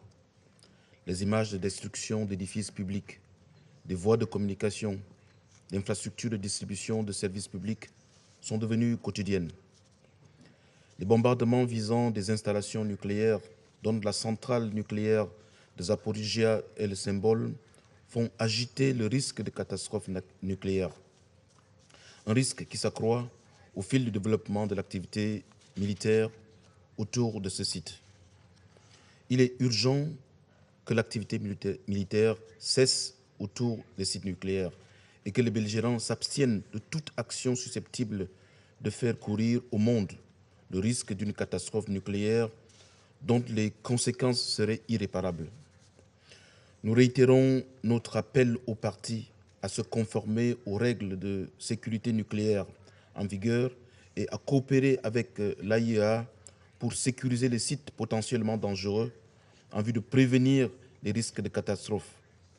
Nous saluons les récentes annonces indiquant la volonté des parties de mettre une mission des experts de l'AIEA à la centrale de Zaporizhia pour éviter tout embrasement. Nous réitérons notre opposition à la guerre et notre indignation face aux attaques visant des civils. Nous ne nous lasserons pas de répéter que les parties au conflit doivent respecter les engagements internationaux souscrits en vertu du droit international humanitaire. Monsieur le Président, la dernière mise à jour du Bureau du Haut-Commissaire des droits de l'homme fait état d'un bilan de 13 477 victimes civiles, dont 5 587 tués et 7 890 blessés. Un grand nombre de civils, dont des enfants, sont mutilés par des armes explosives de large portée aux effets indiscriminés. Aussi longtemps que les combats se poursuivront, la situation humanitaire en Ukraine et dans les pays environnants ne cessera certainement pas de se détériorer. L'on ne peut prédire à ce jour l'étendue des répercussions physiques et psychologiques qui en découleront, encore moins les conséquences économiques dont l'onde de choc ne cesse de s'étendre.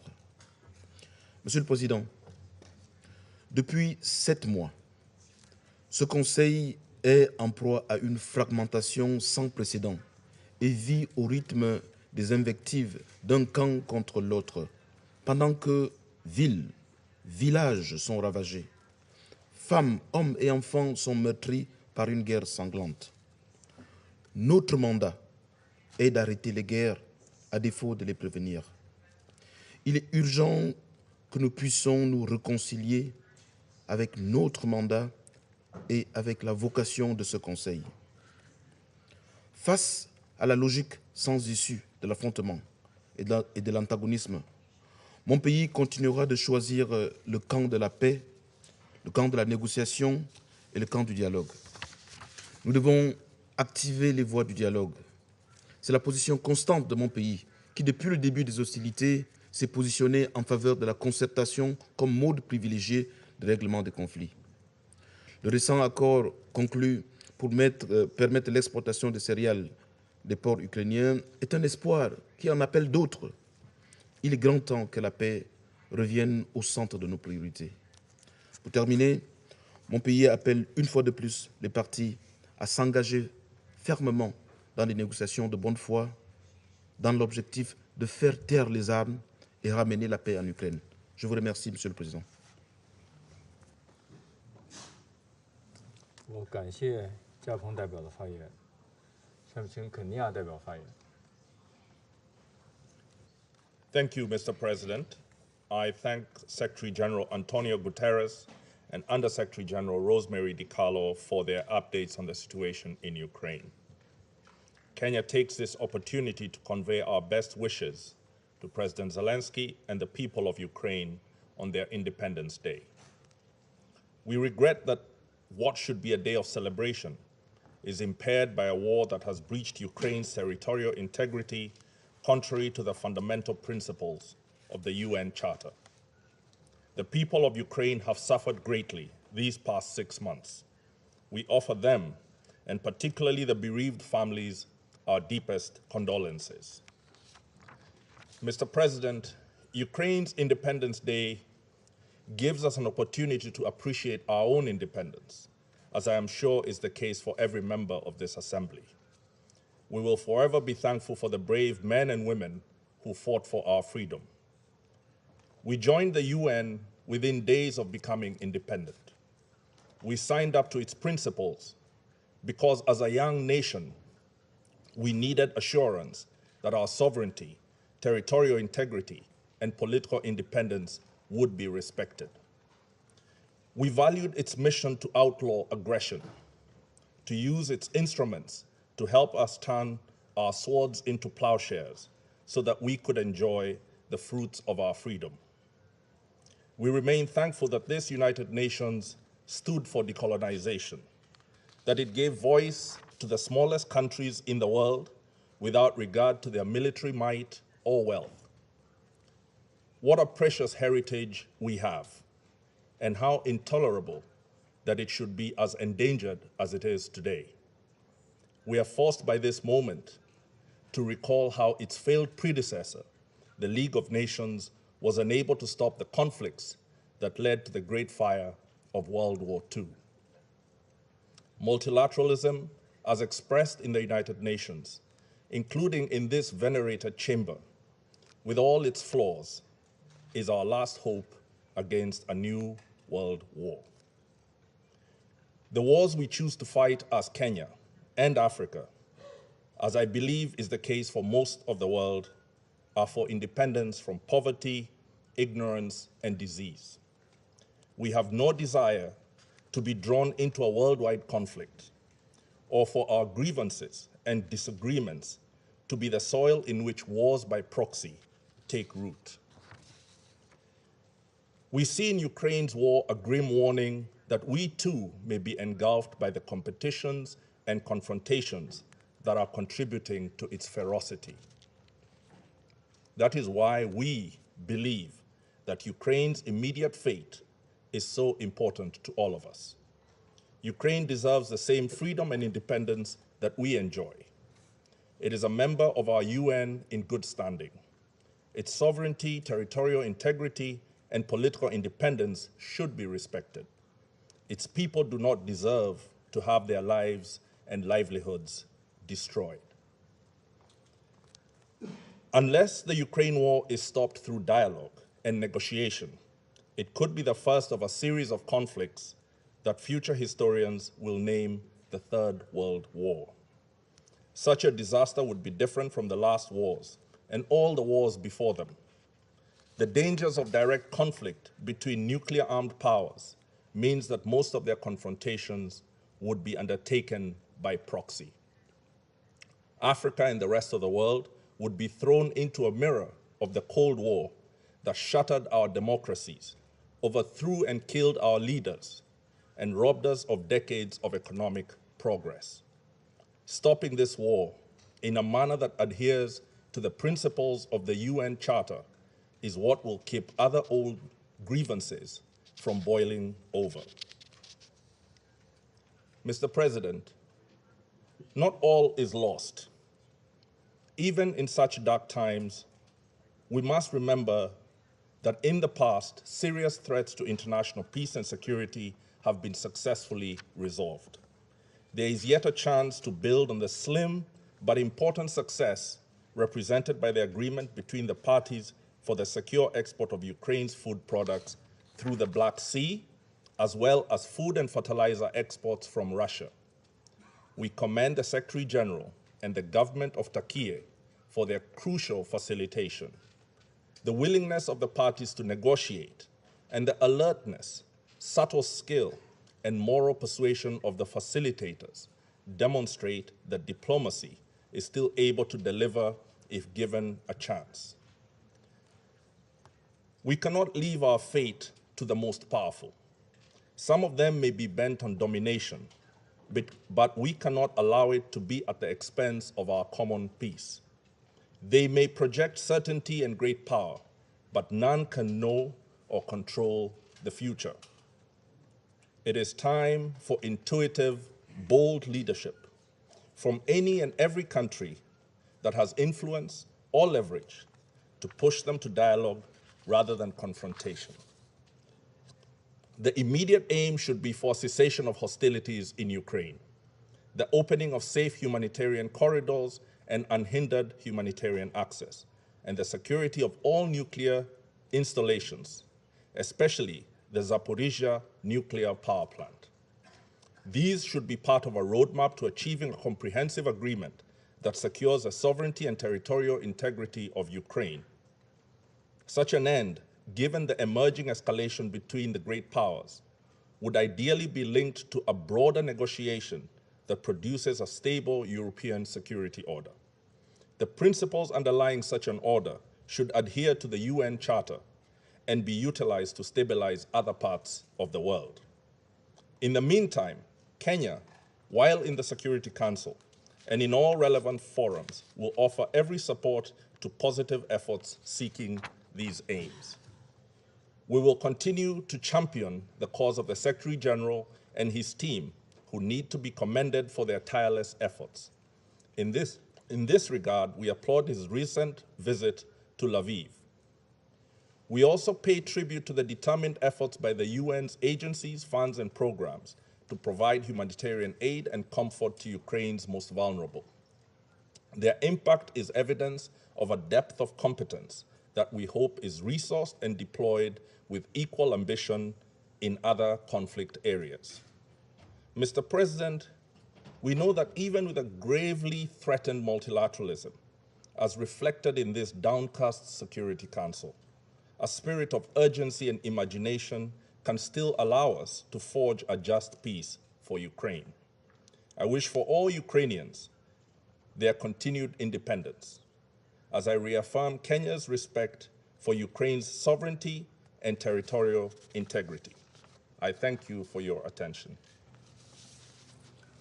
感谢肯尼亚代表的发言，现在请阿联酋代表发言。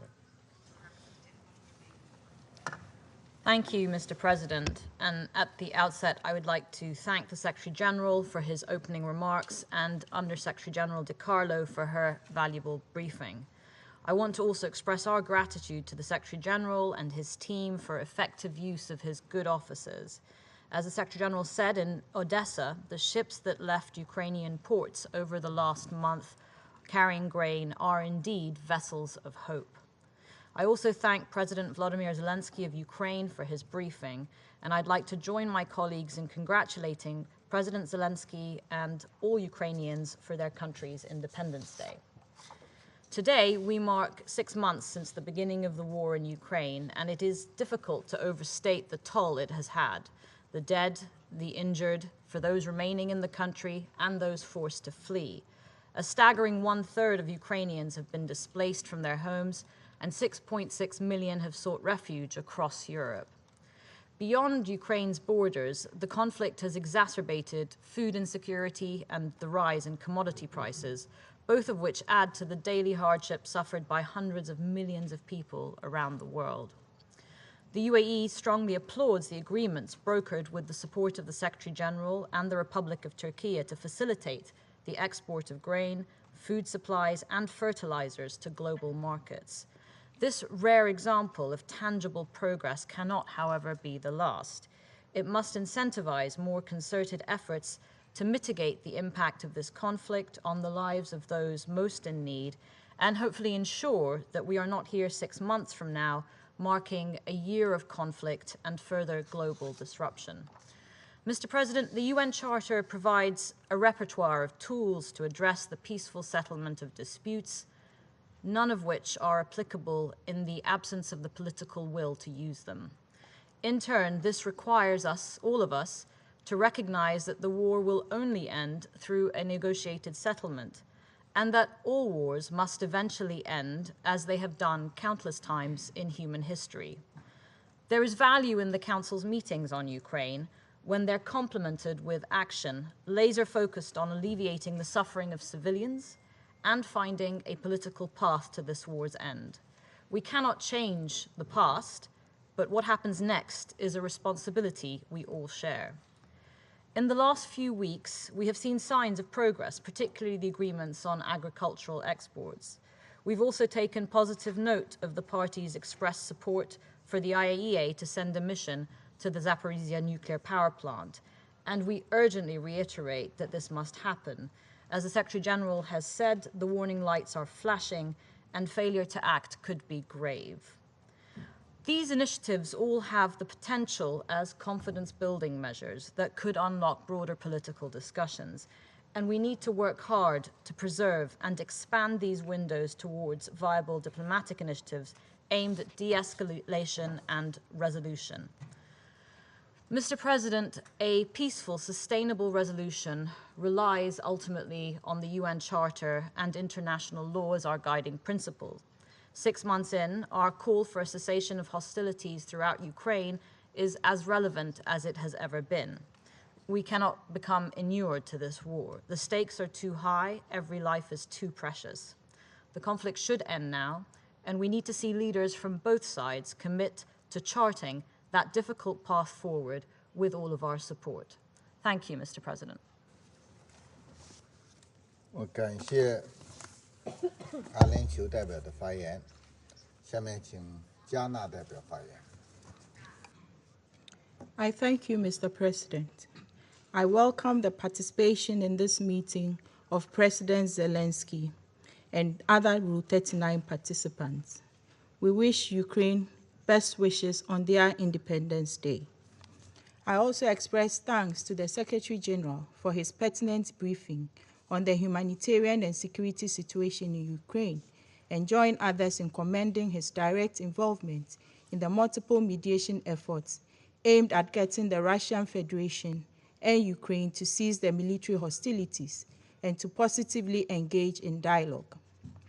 I affirm in that regard Ghana's full support for the continuous deployment of the SG's good officers in helping to bring lasting peace to the people of Ukraine.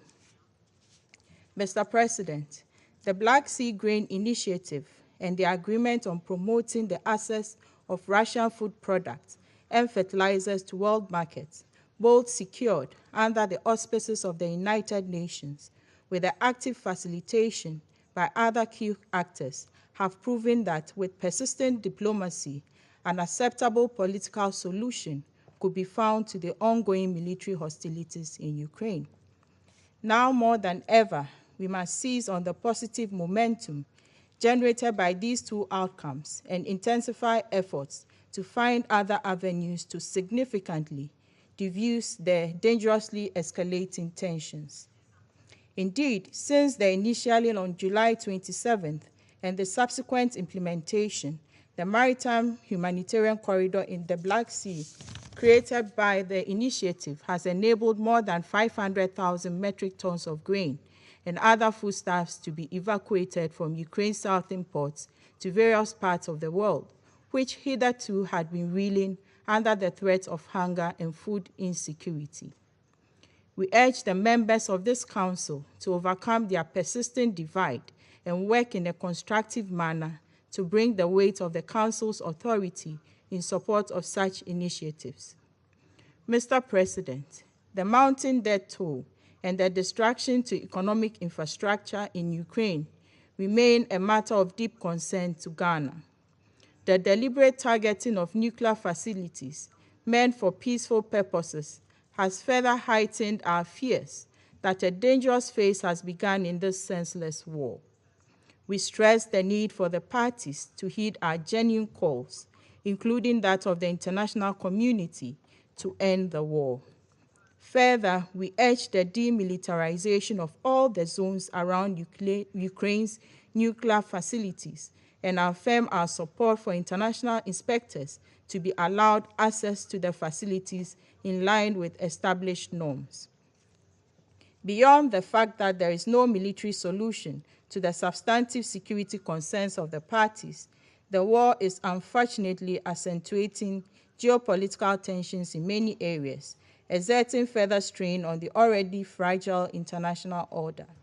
We share the conviction that any miscalculation could potentially result in a wider conflict in Europe, with long-term irreparable damage to the global peace and security architecture.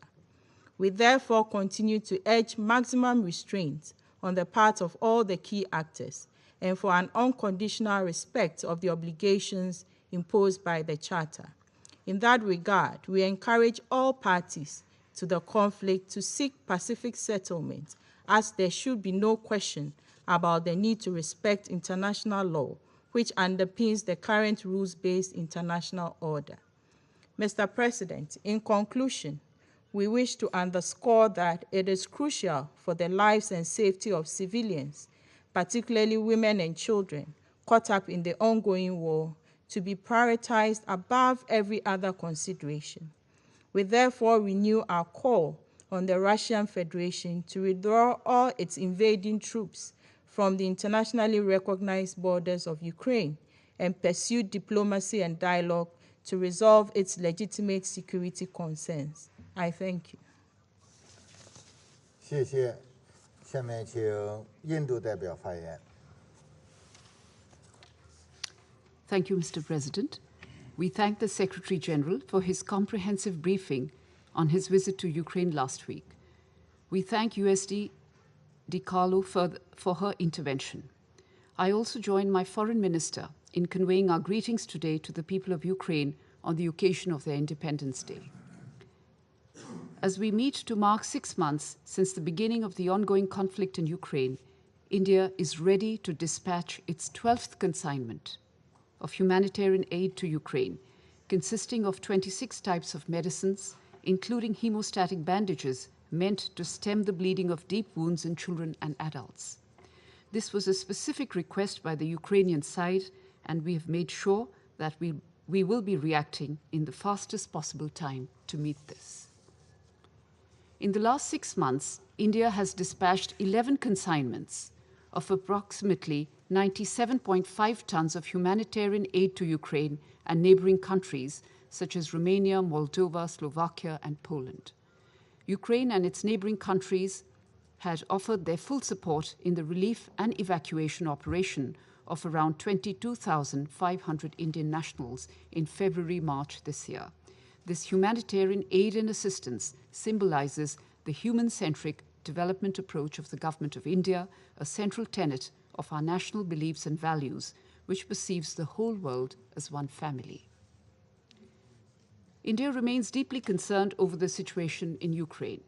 The conflict has resulted in loss of lives and countless miseries for its peoples, particularly for women, children, and the elderly, with millions becoming homeless and forced to take shelter in neighboring countries.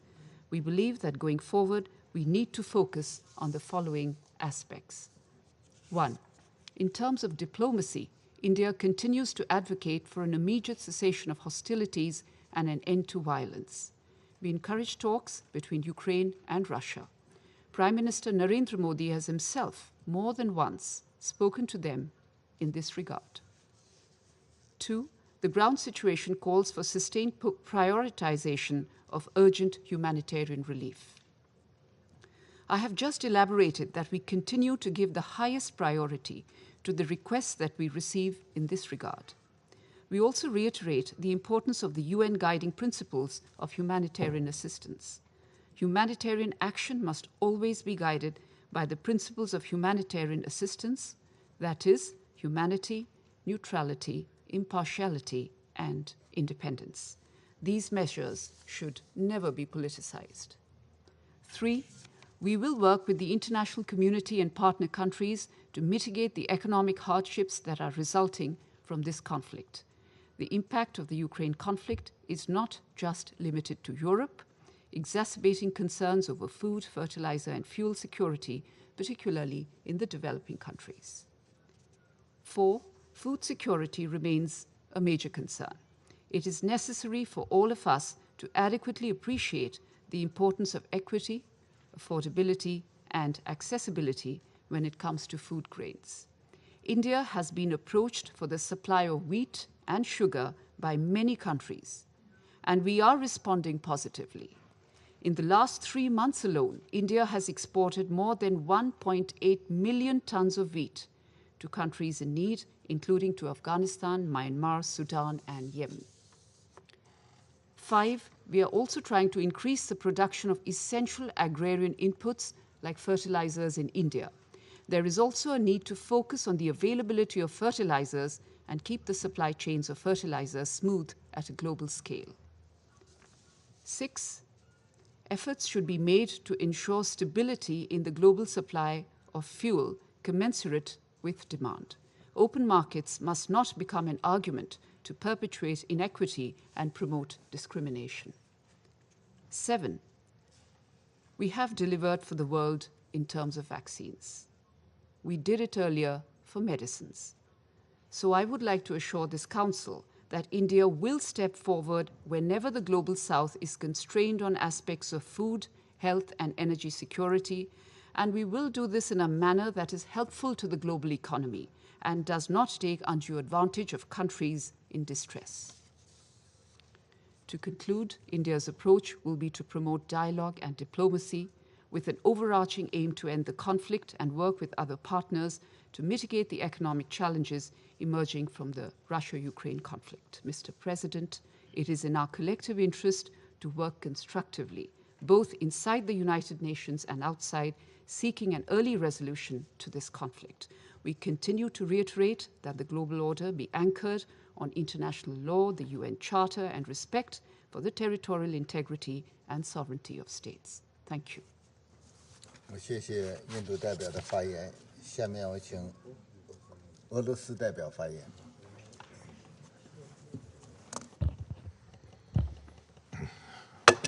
Господин председатель, к выступлению президента Украины. Причина, по которой члены Совета в свое время решили избегать подключения зарубежных лидеров по видеосвязи, состоит еще и в стремлении избежать технических накладок, которые мы только что наблюдали в ходе выступления господина Зеленского. Уловить что-то из которого подчас было очень сложно. Надеемся, что наша позиция в пользу необходимости очного участия в заседаниях подобных приглашенных, хотя бы из уважения к ним, стала более понятна тем, кто следит за сегодняшним заседанием. Господин председатель, вчера мы собирались здесь в связи с конкретной угрозой международному миру и безопасности, продолжающимися бомбардировками Киевом Запорожской атомной электростанции, которые ставят Европу на грань ядерной катастрофы. Мы приняли к сведению разъяснение генерального секретаря, почему он не принял участие в вчерашнем заседании. Сегодняшняя же встреча формально вообще не привязана к развитию ситуации на Земле и призвана продемонстрировать неизменную поддержку западных делегаций любых действий киевского режима. Мы предсказуемо наслушались мантр про российскую агрессию. Как мы уже говорили, за последние 200 лет иных объяснений для проблем европейской безопасности, кроме как ссылок на действия России, на Западе так и не появилось. Наслушались мы сегодня и утверждения о катастрофических последствиях 6 месяцев военных действий для мирного населения Украины. Никто не спорит, украинцам сегодня приходится нелегко. Однако ответственность за это несет киевский режим, пришедший к власти в 2014 году в результате осуществленного при помощи ряда западных государств антиконституционного переворота. С самого начала новая майданная власть последовательно вела страну к катастрофе, взяв курс на русофобию и героизацию нацистских преступников.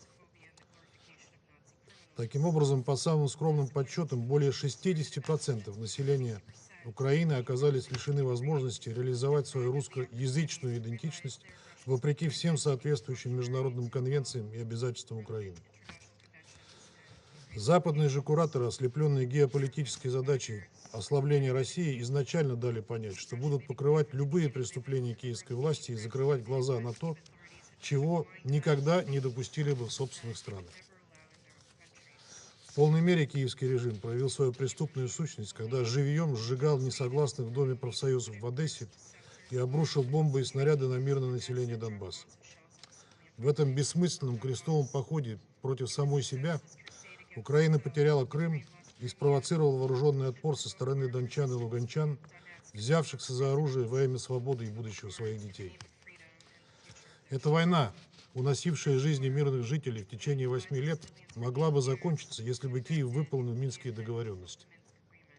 Однако ни украинским властям, ни их зарубежным покровителям это не было нужно. Они вновь открыто сказали об этом в начале этого года, пригрозив при этом отказаться от безъядерного статуса. В этих условиях для установления мира на Донбассе, а также для предотвращения исходящих от Украины очевидных угроз для России, у нас не оставалось иного выбора, кроме как начать спецоперацию по денацификации и демилитаризации Украины, цели которой успешно и последовательно выполняются. Еще раз повторю, если бы выполнялись Минские соглашения, никакой спецоперации не потребовалось бы. Но киевский режим решил иначе. Преступные обстрелы республик Донбасса не прекращаются. В Донецкой Народной Республике с начала февральского обострения на линии соприкосновения погибли, по оценкам, более 840 человек. Ранено около 2800. В Луганской Народной Республике 80 человек убиты, свыше 250 получили ранения. Около 100 гражданских лиц убито только за 4 недели с момента предыдущего заседания 29 июля. ВСУ целенаправленно уничтожают гражданскую инфраструктуру, включая детские сады, школы и медучреждения, линии электропередач и газопроводы. Не щадят даже те города Донбасса, которые еще недавно находились под их контролем, как, например, Лисичанск. А наши бывшие западные партнеры, вместо того, чтобы осудить своих украинских подопечных, поставляют им все новые и новые типы вооружений, добивающих туда, куда до этого Киев дотянуться не мог. Таким образом, они становятся соучастниками преступлений против мирного населения, а учитывая, что использование некоторых артиллерийских систем, как признаются сами украинцы, невозможно без согласования целей с поставщиками, становится еще и соисполнителем. Это в первую очередь касается американских РСЗО «Хаймерс», с помощью которых, в частности, был нанесен удар по исправительной колонии в Еленовке 29 июля, стоившей жизни более чем 50 украинским военнопленным. Мы знаем, что президент Украины прекрасно осведомлен о том, что за этим преступлением стоят вооруженные силы Украины, несмотря на то, что сегодня продавал нам лживую версию о причастности к этому России. Господин председатель, мы с самого начала предупреждали о том, что украинские вооруженные формирования активно используют гражданские объекты в военных целях. При этом местным жителям запрещено покидать свои дома, а все их попытки самостоятельно эвакуироваться в безопасные районы жестко пресекаются. Фактов расположения украинской артиллерии и боеприпасов на территории образовательных и медицинских учреждений за эти полгода накопилось столько, что их уже не могут игнорировать даже прозападные правозащитные организации, в частности, Amnesty International. Однако вместо того, чтобы заставить Киев соблюдать международное гуманитарное право, наши западные коллеги после истерики украинских властей, привыкших, что им все сходит с рук, предпочли устроить публичную порку как раз Amnesty International.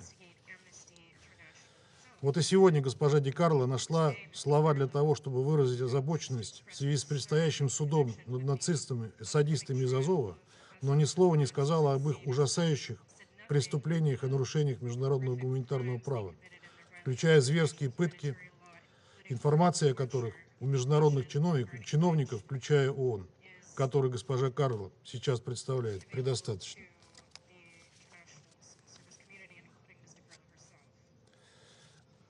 В том числе и ООН, который госпожа Ди Карло сейчас представляет, предостаточно. Выглядит все это, честно говоря, крайне цинично и беспринципно и девальвирует продвигаемые Западом ценности свободы слова и защиты прав человека. Жаль, что вы этого не понимаете. Зато это хорошо понимают простые украинцы, сталкивающиеся со зверствами ВСУ и Нацбатов и их бесчеловечными методами. Приведу здесь только один пример. На заседании в июле мы уже показывали вам фото противопехотной мины «Лепесток». Сегодня для большей наглядности продемонстрирую вам учебный макет такой мины, которую украинские войска сотнями разбрасывают в Донбассе на освобожденных российской армией территориях и даже закидывают на территорию России.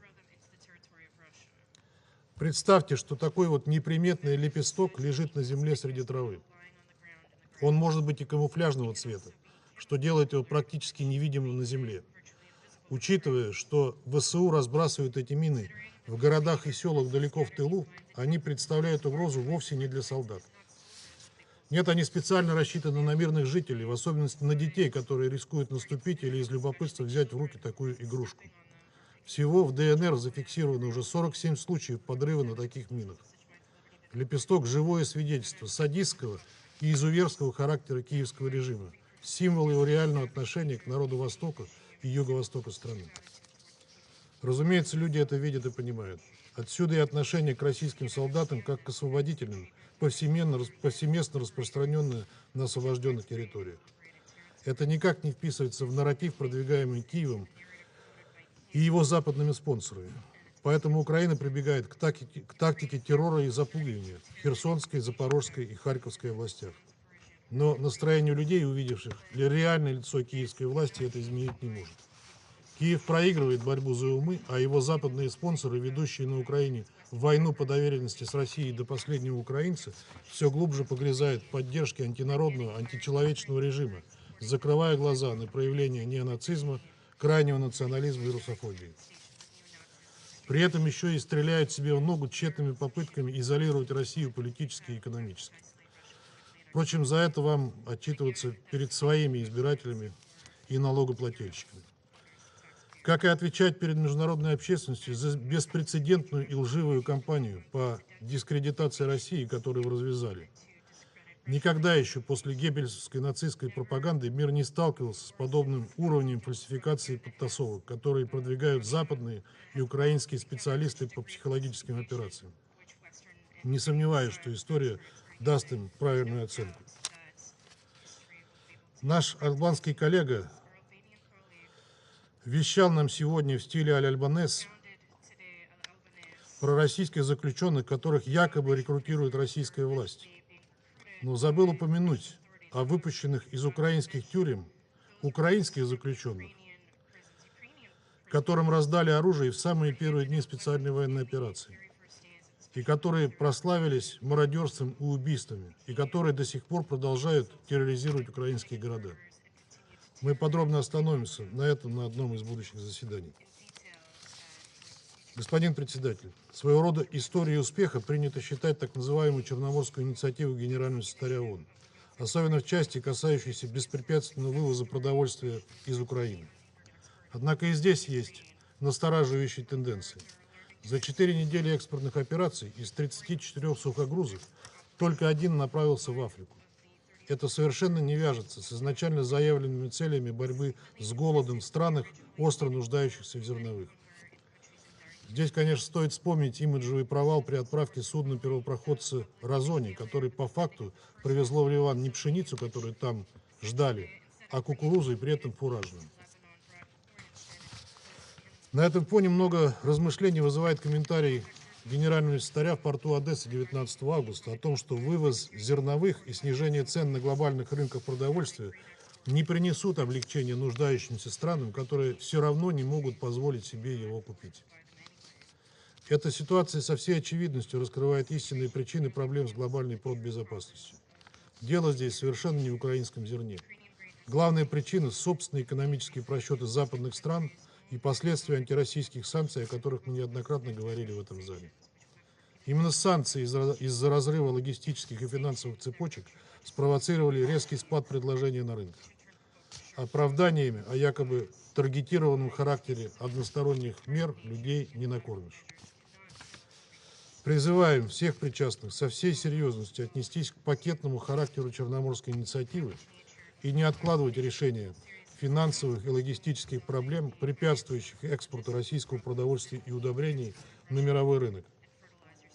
Подчеркиваем, что продлению зерновой сделки, срок которой 120 дней со дня подписания, будут способствовать осязаемые результаты для российских внешнеэкономических операторов, эквивалентные тому, что мы видим для украинского экспорта. Пока в этой части зерновой сделки есть существенный резерв. Господин председатель, не секрет, что сегодняшнее заседание, запросившие его западные коллеги, хотели обязательно приурочить ко Дню независимости Украины. Сегодня об этом было сказано достаточно много. Ряд наших коллег прямо указывает на Россию как на угрозу украинской независимости. Не согласимся с этим. Спустя 8 лет после запуска Майданного проекта стало очевидно, что главная, по сути, единственная угроза независимости Украины – это нынешняя киевская власть. За эти годы сформировались заметные невооруженным взглядом и глазом прочные механизмы внешнего управления Украиной. Мы знаем, что на всех уровнях власти, во всех ключевых ведомствах этой страны присутствуют западные советники, без согласия которых не принимается ни одно серьезное решение. Достаточно вспомнить, как в 2014 году небезызвестная Виктория Нуланд решала с американским послом в Киеве по телефону вопросы формирования украинского правительства. Или вспомнить нынешнего президента Соединенных Штатов Джо Байдена, который хвалился тем, что грубым шантажом добился снятия генерального прокурора Украины. Если это независимость, то что тогда зависимость? И есть ли что украинцам праздновать в этот день? За время правления Зеленского и особенно с 24 февраля в стране была окончательно зачищена оппозиция, подавлены инакомыслие, закрыты оппозиционные СМИ. Люди преследуются и арестовываются, и сажаются в тюрьму только за то, что читали русскоязычные новости и смотрели телеканалы. А теперь еще, в соответствии с новым законом о коллаборационизме, еще и за то, что они принимают гуманитарную помощь из России. Украина окончательно превратилась в дремучую, безжалостную антироссию и уверенно движется к своему полному идейному и политическому банкротству. Чтобы оценить степень этой глубочайшей русофобской деградации, я хочу еще раз процитировать слова, сказанные на днях послом Украины в Казахстане Петром Врублевским. После убийства Дарьи Дугиной он в открытую заявил, цитирую, «Стараемся их убить как можно больше. Чем больше мы убьем русских сейчас, тем меньше придется убивать нашим детям». Вот и все. Конец цитаты. И это говорит посол страны, в которой эти самые русские не просто живут, но и составляют весьма значительную часть населения. Есть ли будущее у такой страны, у такого бесчеловечного режима? Наши западные коллеги могут затянуть его агонию, но не предотвратить его фиаско. Поэтому в завершении хотел бы пожелать братскому украинскому народу обрести, наконец, свободу и получить возможность строить такое общество, которое уважало бы элементарные права человека и национальную идентичность и жило бы в мире со своими соседями. Этот час уже близок, как бы ни старался киевский режим и его западные покровители. Благодарю вас. 感谢俄罗斯代表的发言。下面请墨西哥代表发言。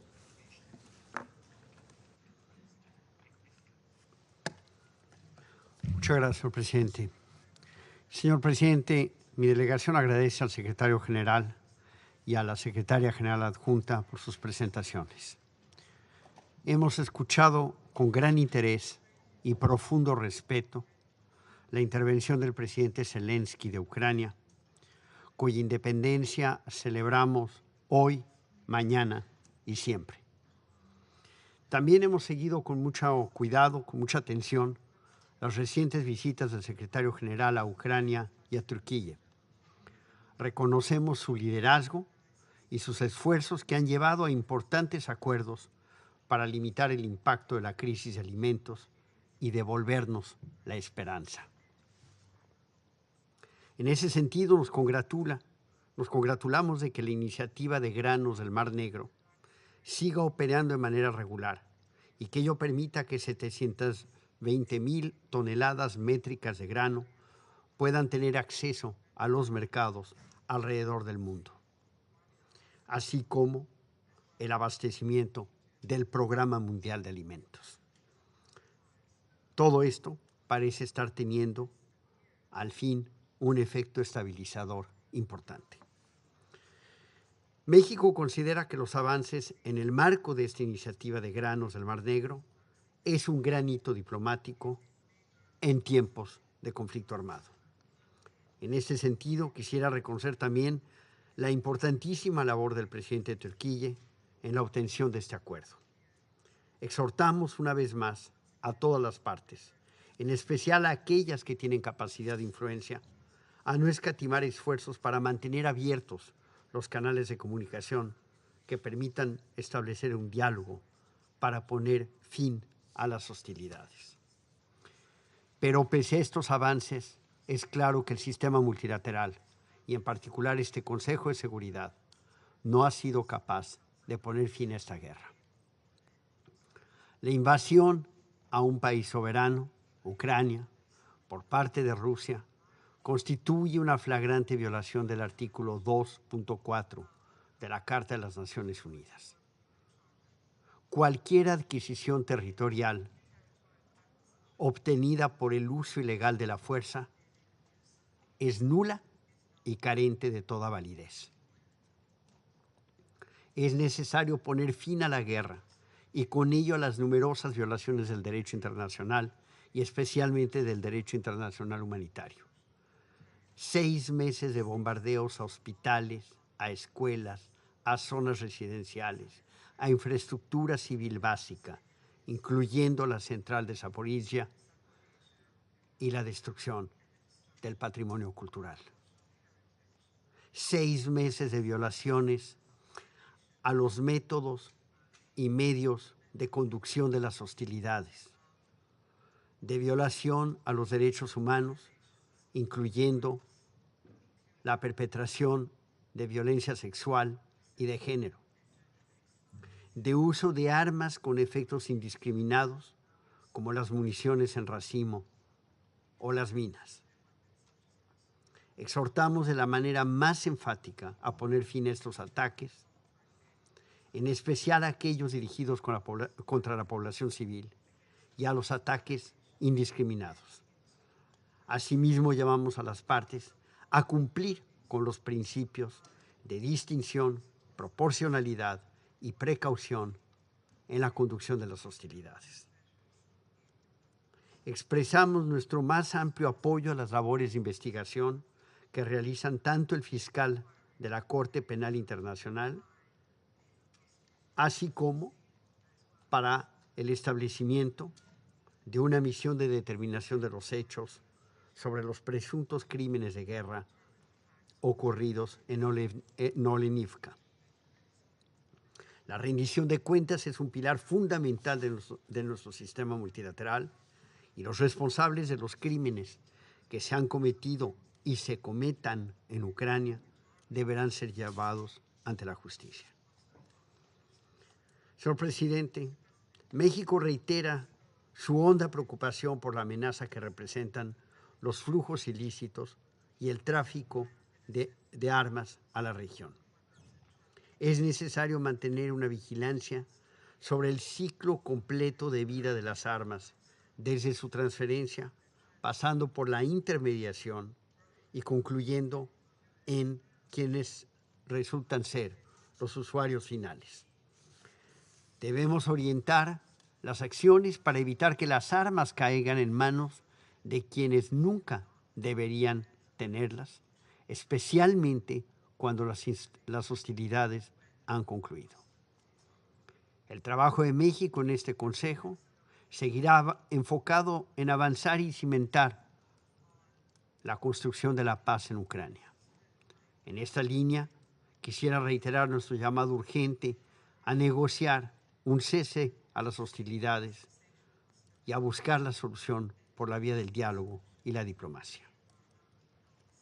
Concluyo reafirmando nuestro apoyo a la independencia, soberanía e integridad territorial de Ucrania dentro de sus fronteras internacionalmente reconocidas.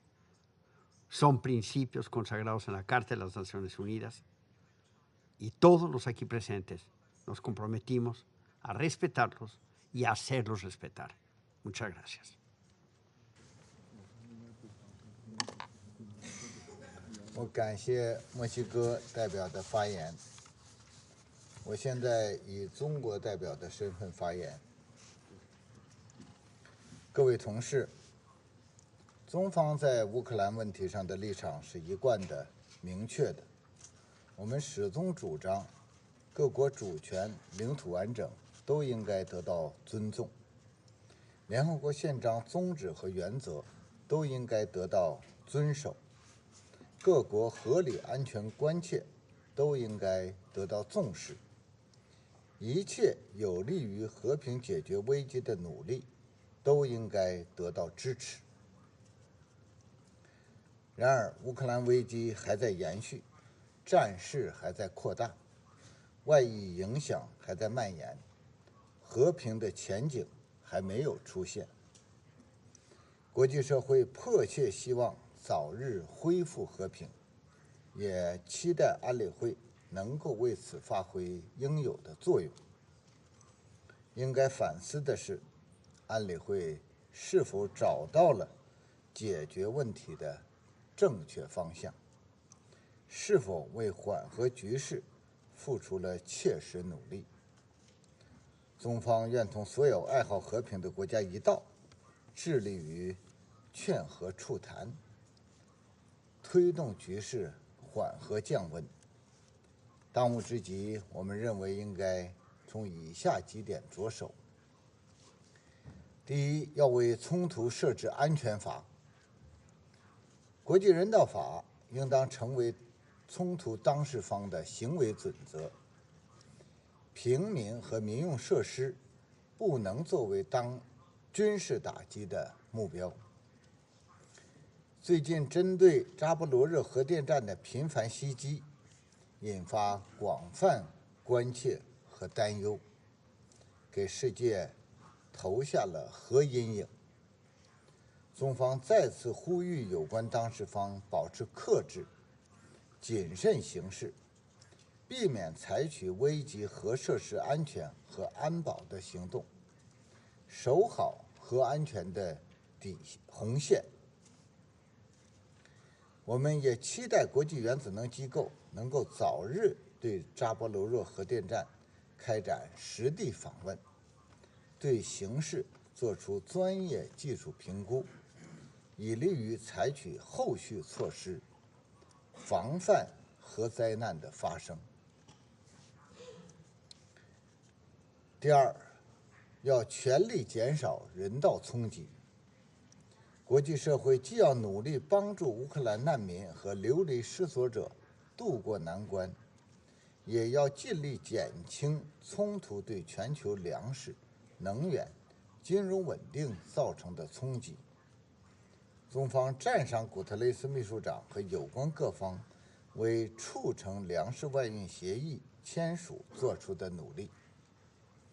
高兴地看到已有20多艘粮船70多万吨粮食从乌克兰运往世界各地，这对平抑粮价上涨势头、稳定国际粮食市场、缓解发展中国家粮食短缺发挥了重要作用。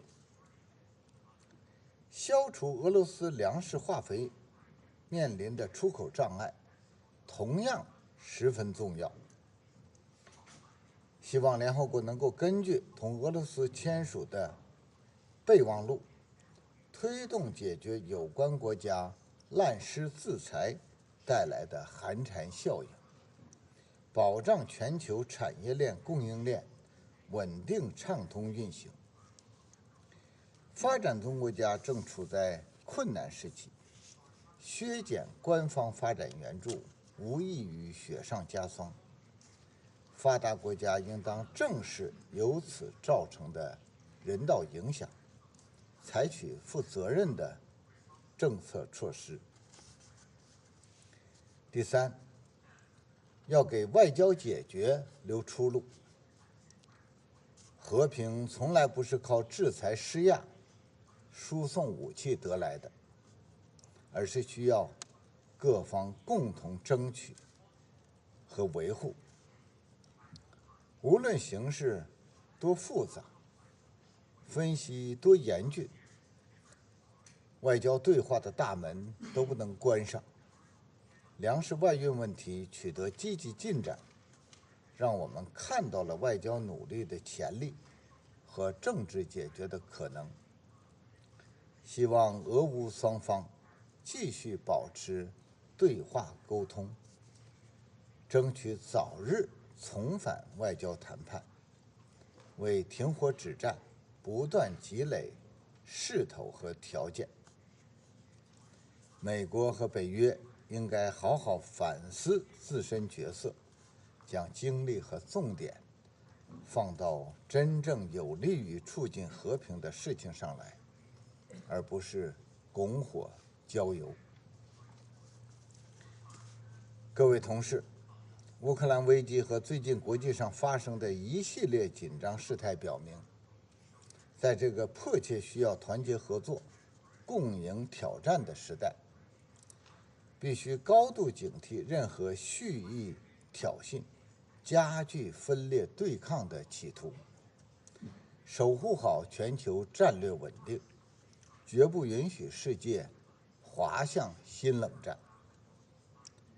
事实证明，冷战思维、集团对抗坚决要不得。冷战结束30多年，北约一再东扩，非但没有让欧洲更安全，反而埋下冲突的种子。人类是不可分割的安全共同体，实现共同安全最符合各国共同利益。一国安全不能以损害他国安全为代价，地区安全也不能以强化军事集团来保障。在21世纪的今天，冷战思维、零和博弈早已过时，迷信军事武力，谋求绝对安全，只会导致地区局势轮番升级，不符合任何一方利益。事实证明，脱钩断链、选边站队坚决要不得。各国经济已经深度融合，少数国家大肆出台单边制裁和长臂管辖，将经贸科技政治化、武器化，大搞脱钩断链、小院高墙，进一步加剧发展中国家的民生困难，威胁全球粮食、能源、金融安全。发展中国家没有责任为地缘冲突和大国博弈埋单，也有权利独立自主决定自身的对外政策，不应该被强迫选边站队。事实证明，双重标准选择适用，坚决要不得。遵守联合国宪章宗旨和原则，尊重主权和领土完整，不应只是口头引用，而应在实践中真正落实，在不同国家、不同问题上一以贯之，言行合一。对于国家主权和领土完整，中国人民有着真实而深刻的理解和感受。中方一贯尊重他国主权和领土完整，也必将坚决维护自身主权和领土完整。乌克兰危机是对我们这一代人维护和平能力的重大考验。站在历史的十字路口，是要和平，还是要动荡？要合作，还是要对抗？要进步，还是要倒退？我们必须做出无愧于历史、无愧于人民的选择。我现在恢复行使安理会主席的职责。我现在请欧洲联盟驻联合国代表团临时代办贡扎托先生阁下发言。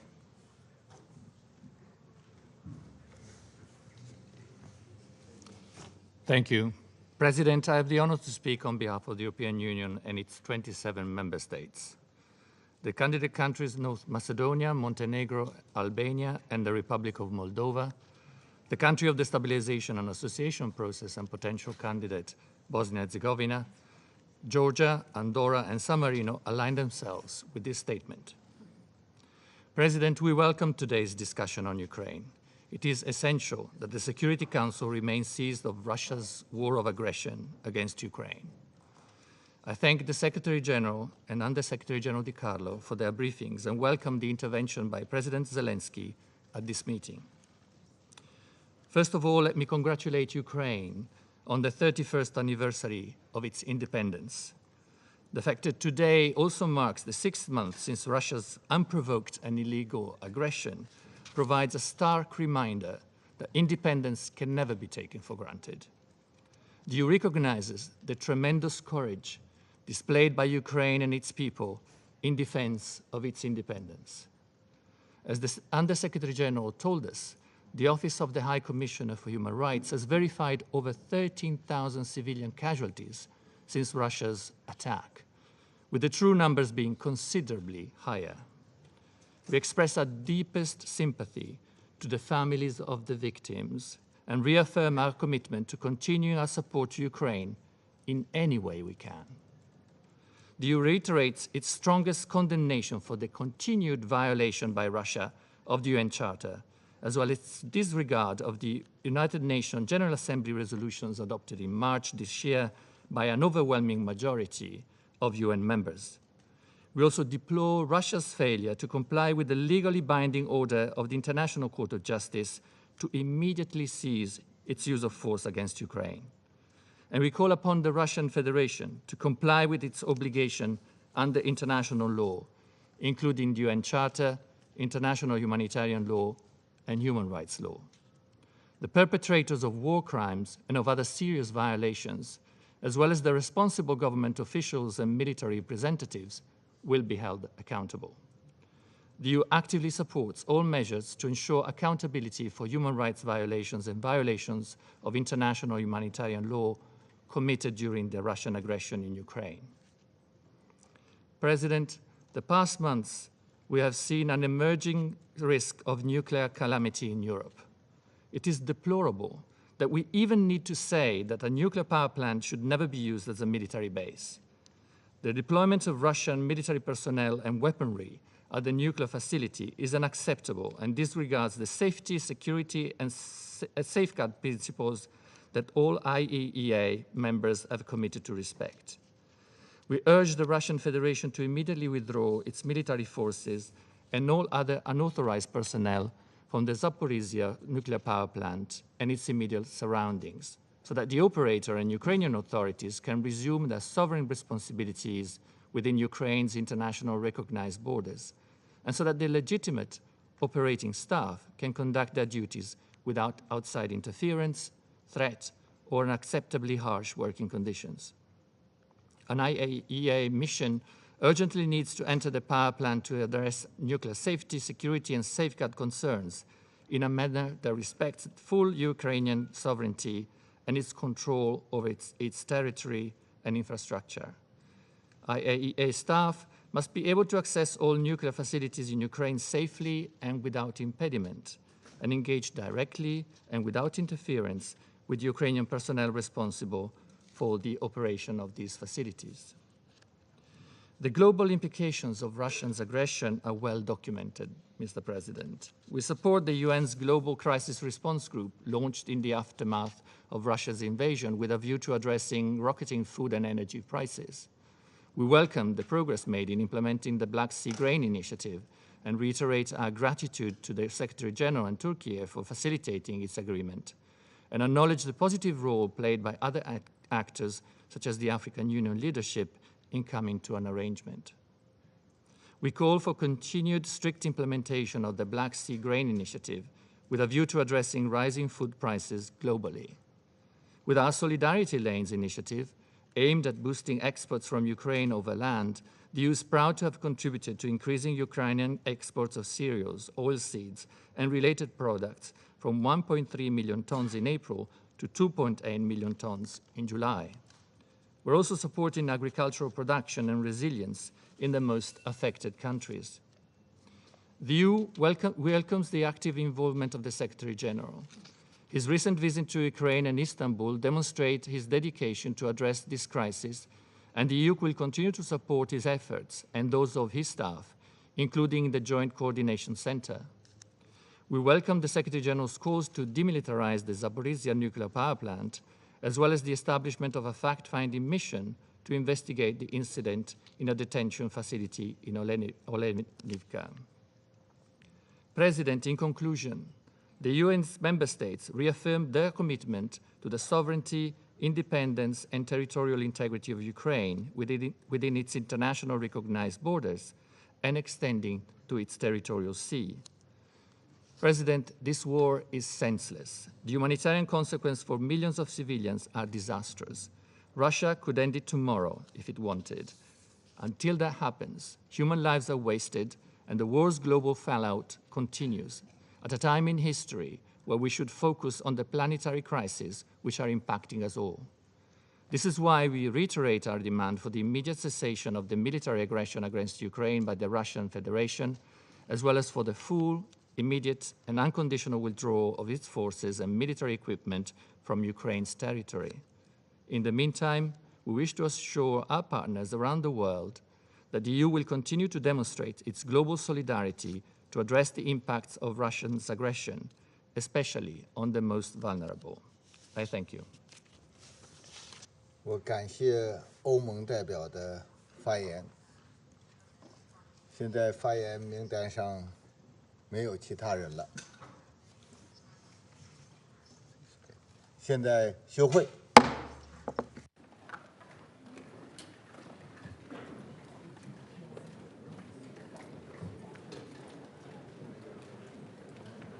Nothing, they are not contacting, not negotiating. President Zelensky is saying that the condition to negotiate is full Russian withdrawal from the territory of Ukraine, and that does not limit, he does not limit it to the current status, but to the previous one as well.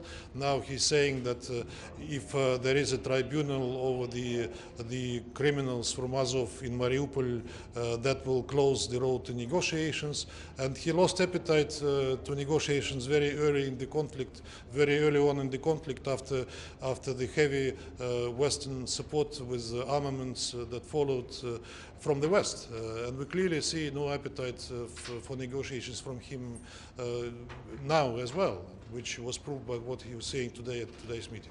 Ambassador, the UN is saying that they are waiting for assurances from both Russia and Ukraine for the IAEA visit to take place. Is Russia ready to give those assurances? What are your conditions for this visit? We said it from day one that we are prepared to give assurances for what we are responsible for.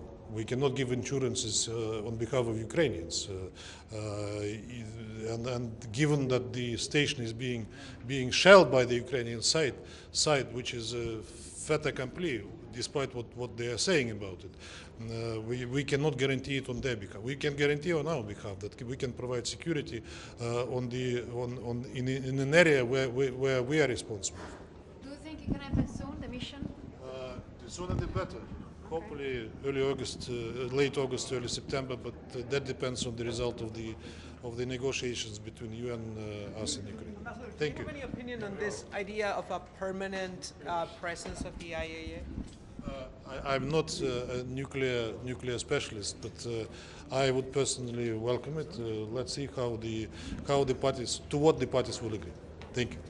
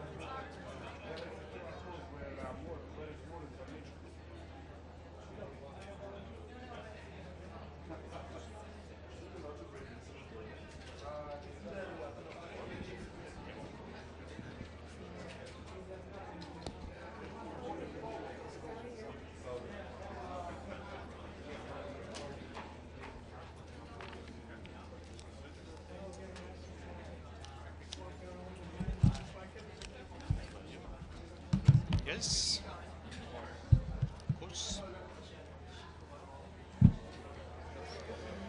All right, how are you, all of you? We will wait for a moment to allow my dear colleagues to join.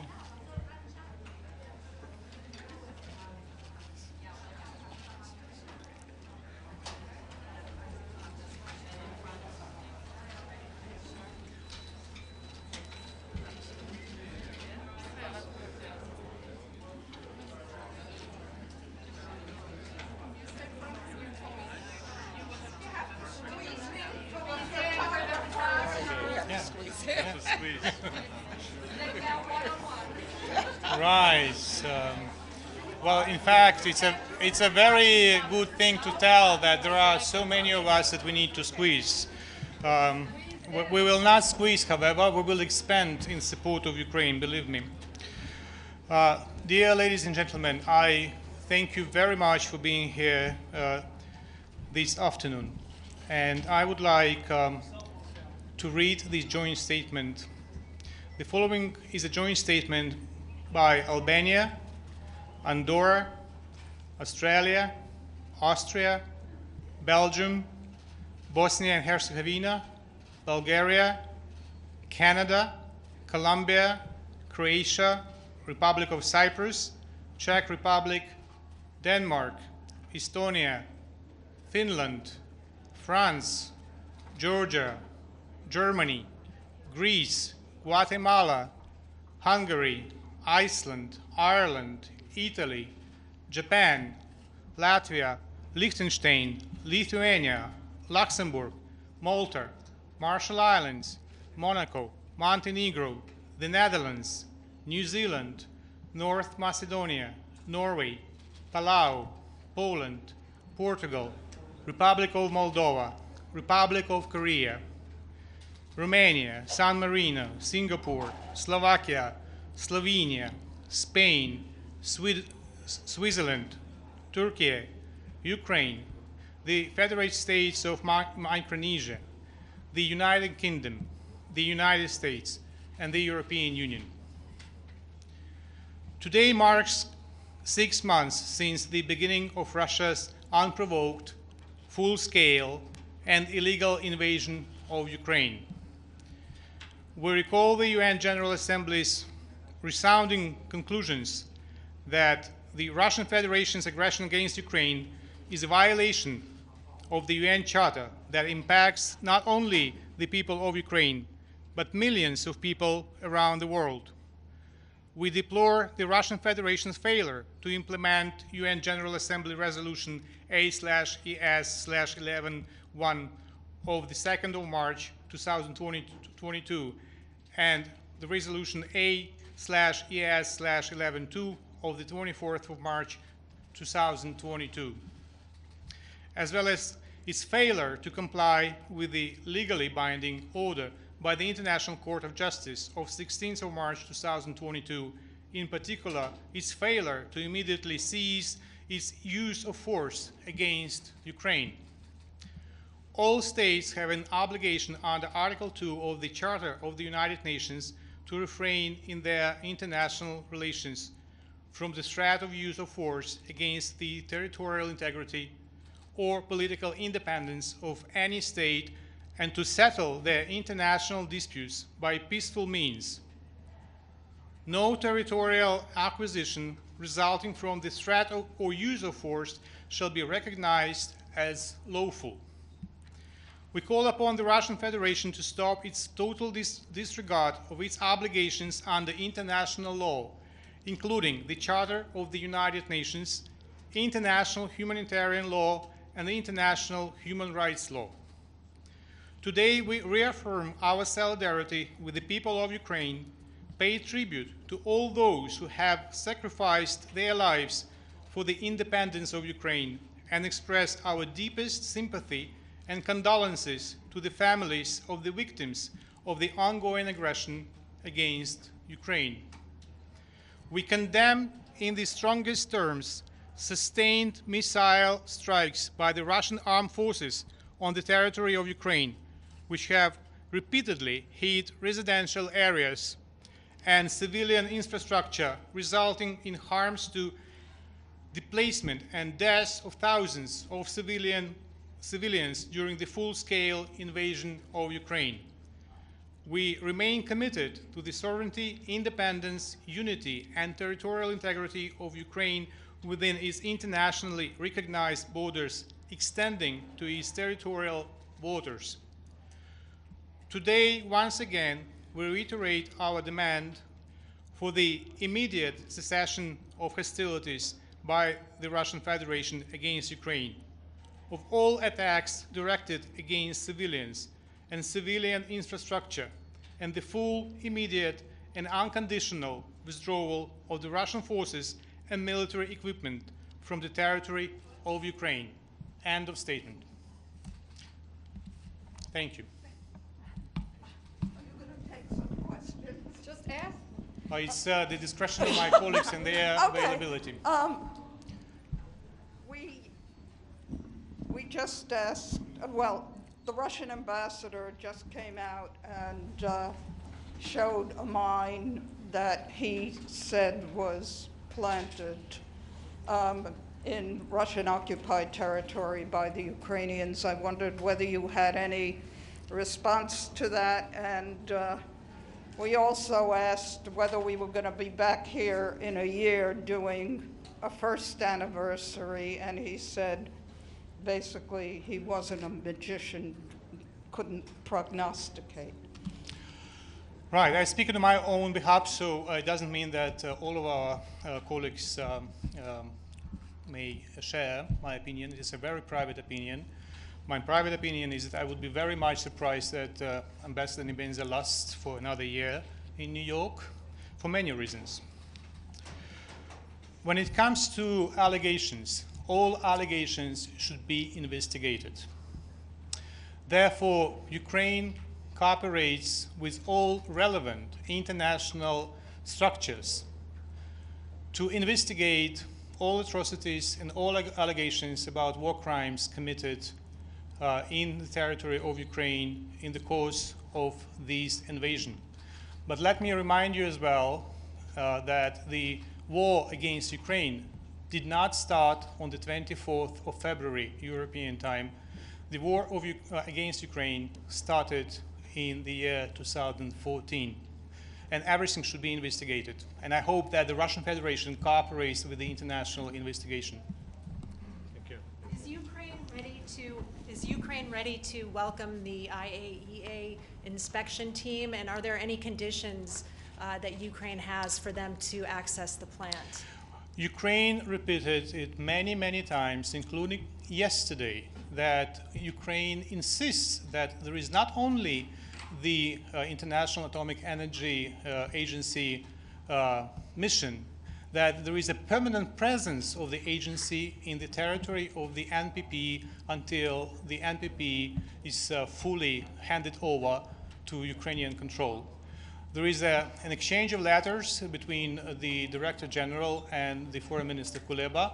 The last letter he sent was yesterday in reply to the letter of the Director General of the 17th of August. And in that letter, we expressed our practical agreement with the intentions of the agencies. And we are very much encouraged that there is an overwhelming understanding that the inspection should be conducted in full accordance with the Ukrainian national legislation and international law.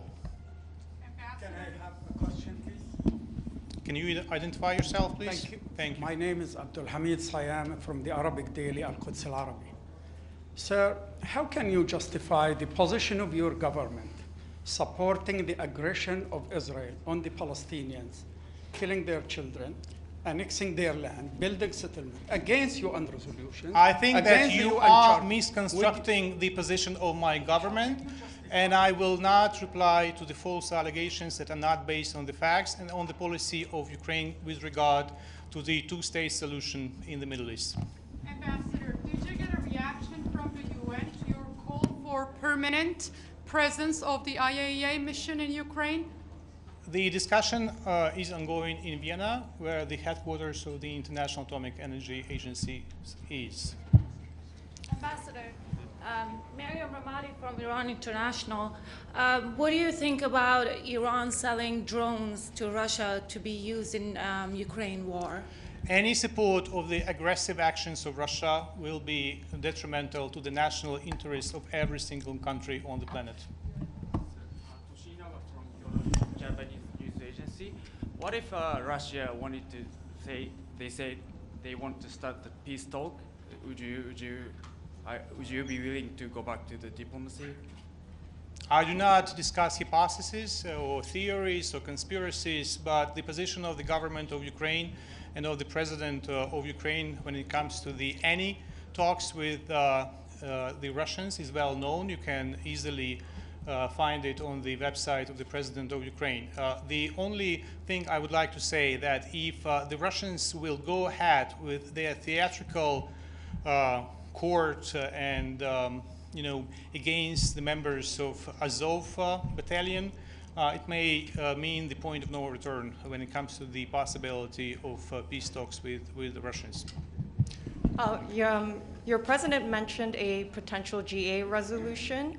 Is there anything more that you can share on that? Yeah, I think that the issue of accountability is very prominent here in New York, and there is a very powerful sentiment among the membership that impunity and accountability should be addressed, including in the form of necessary decisions in New York. So we are working very hard with many countries, and that will be our joint proposal when the time comes. All right, thank you very much, and smile, please. I mean, if you are depressed or not happy, it only helps our adversaries, so be happy. Thank you.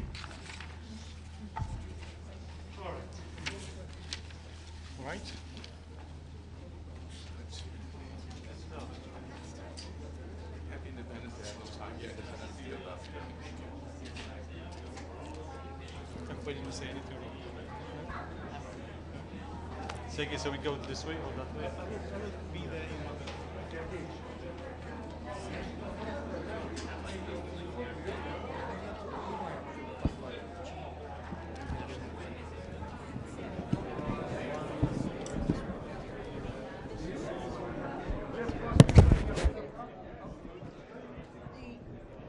The President talked about an attack today on railroad. Yes. We couldn't, because of the sound, we couldn't Right. hear what he said I'm sure about that casualties. Right. I don't know. I mean, I have to verify the full text with his official website. So I will go myself on the website of the President to check on the latest text. Right.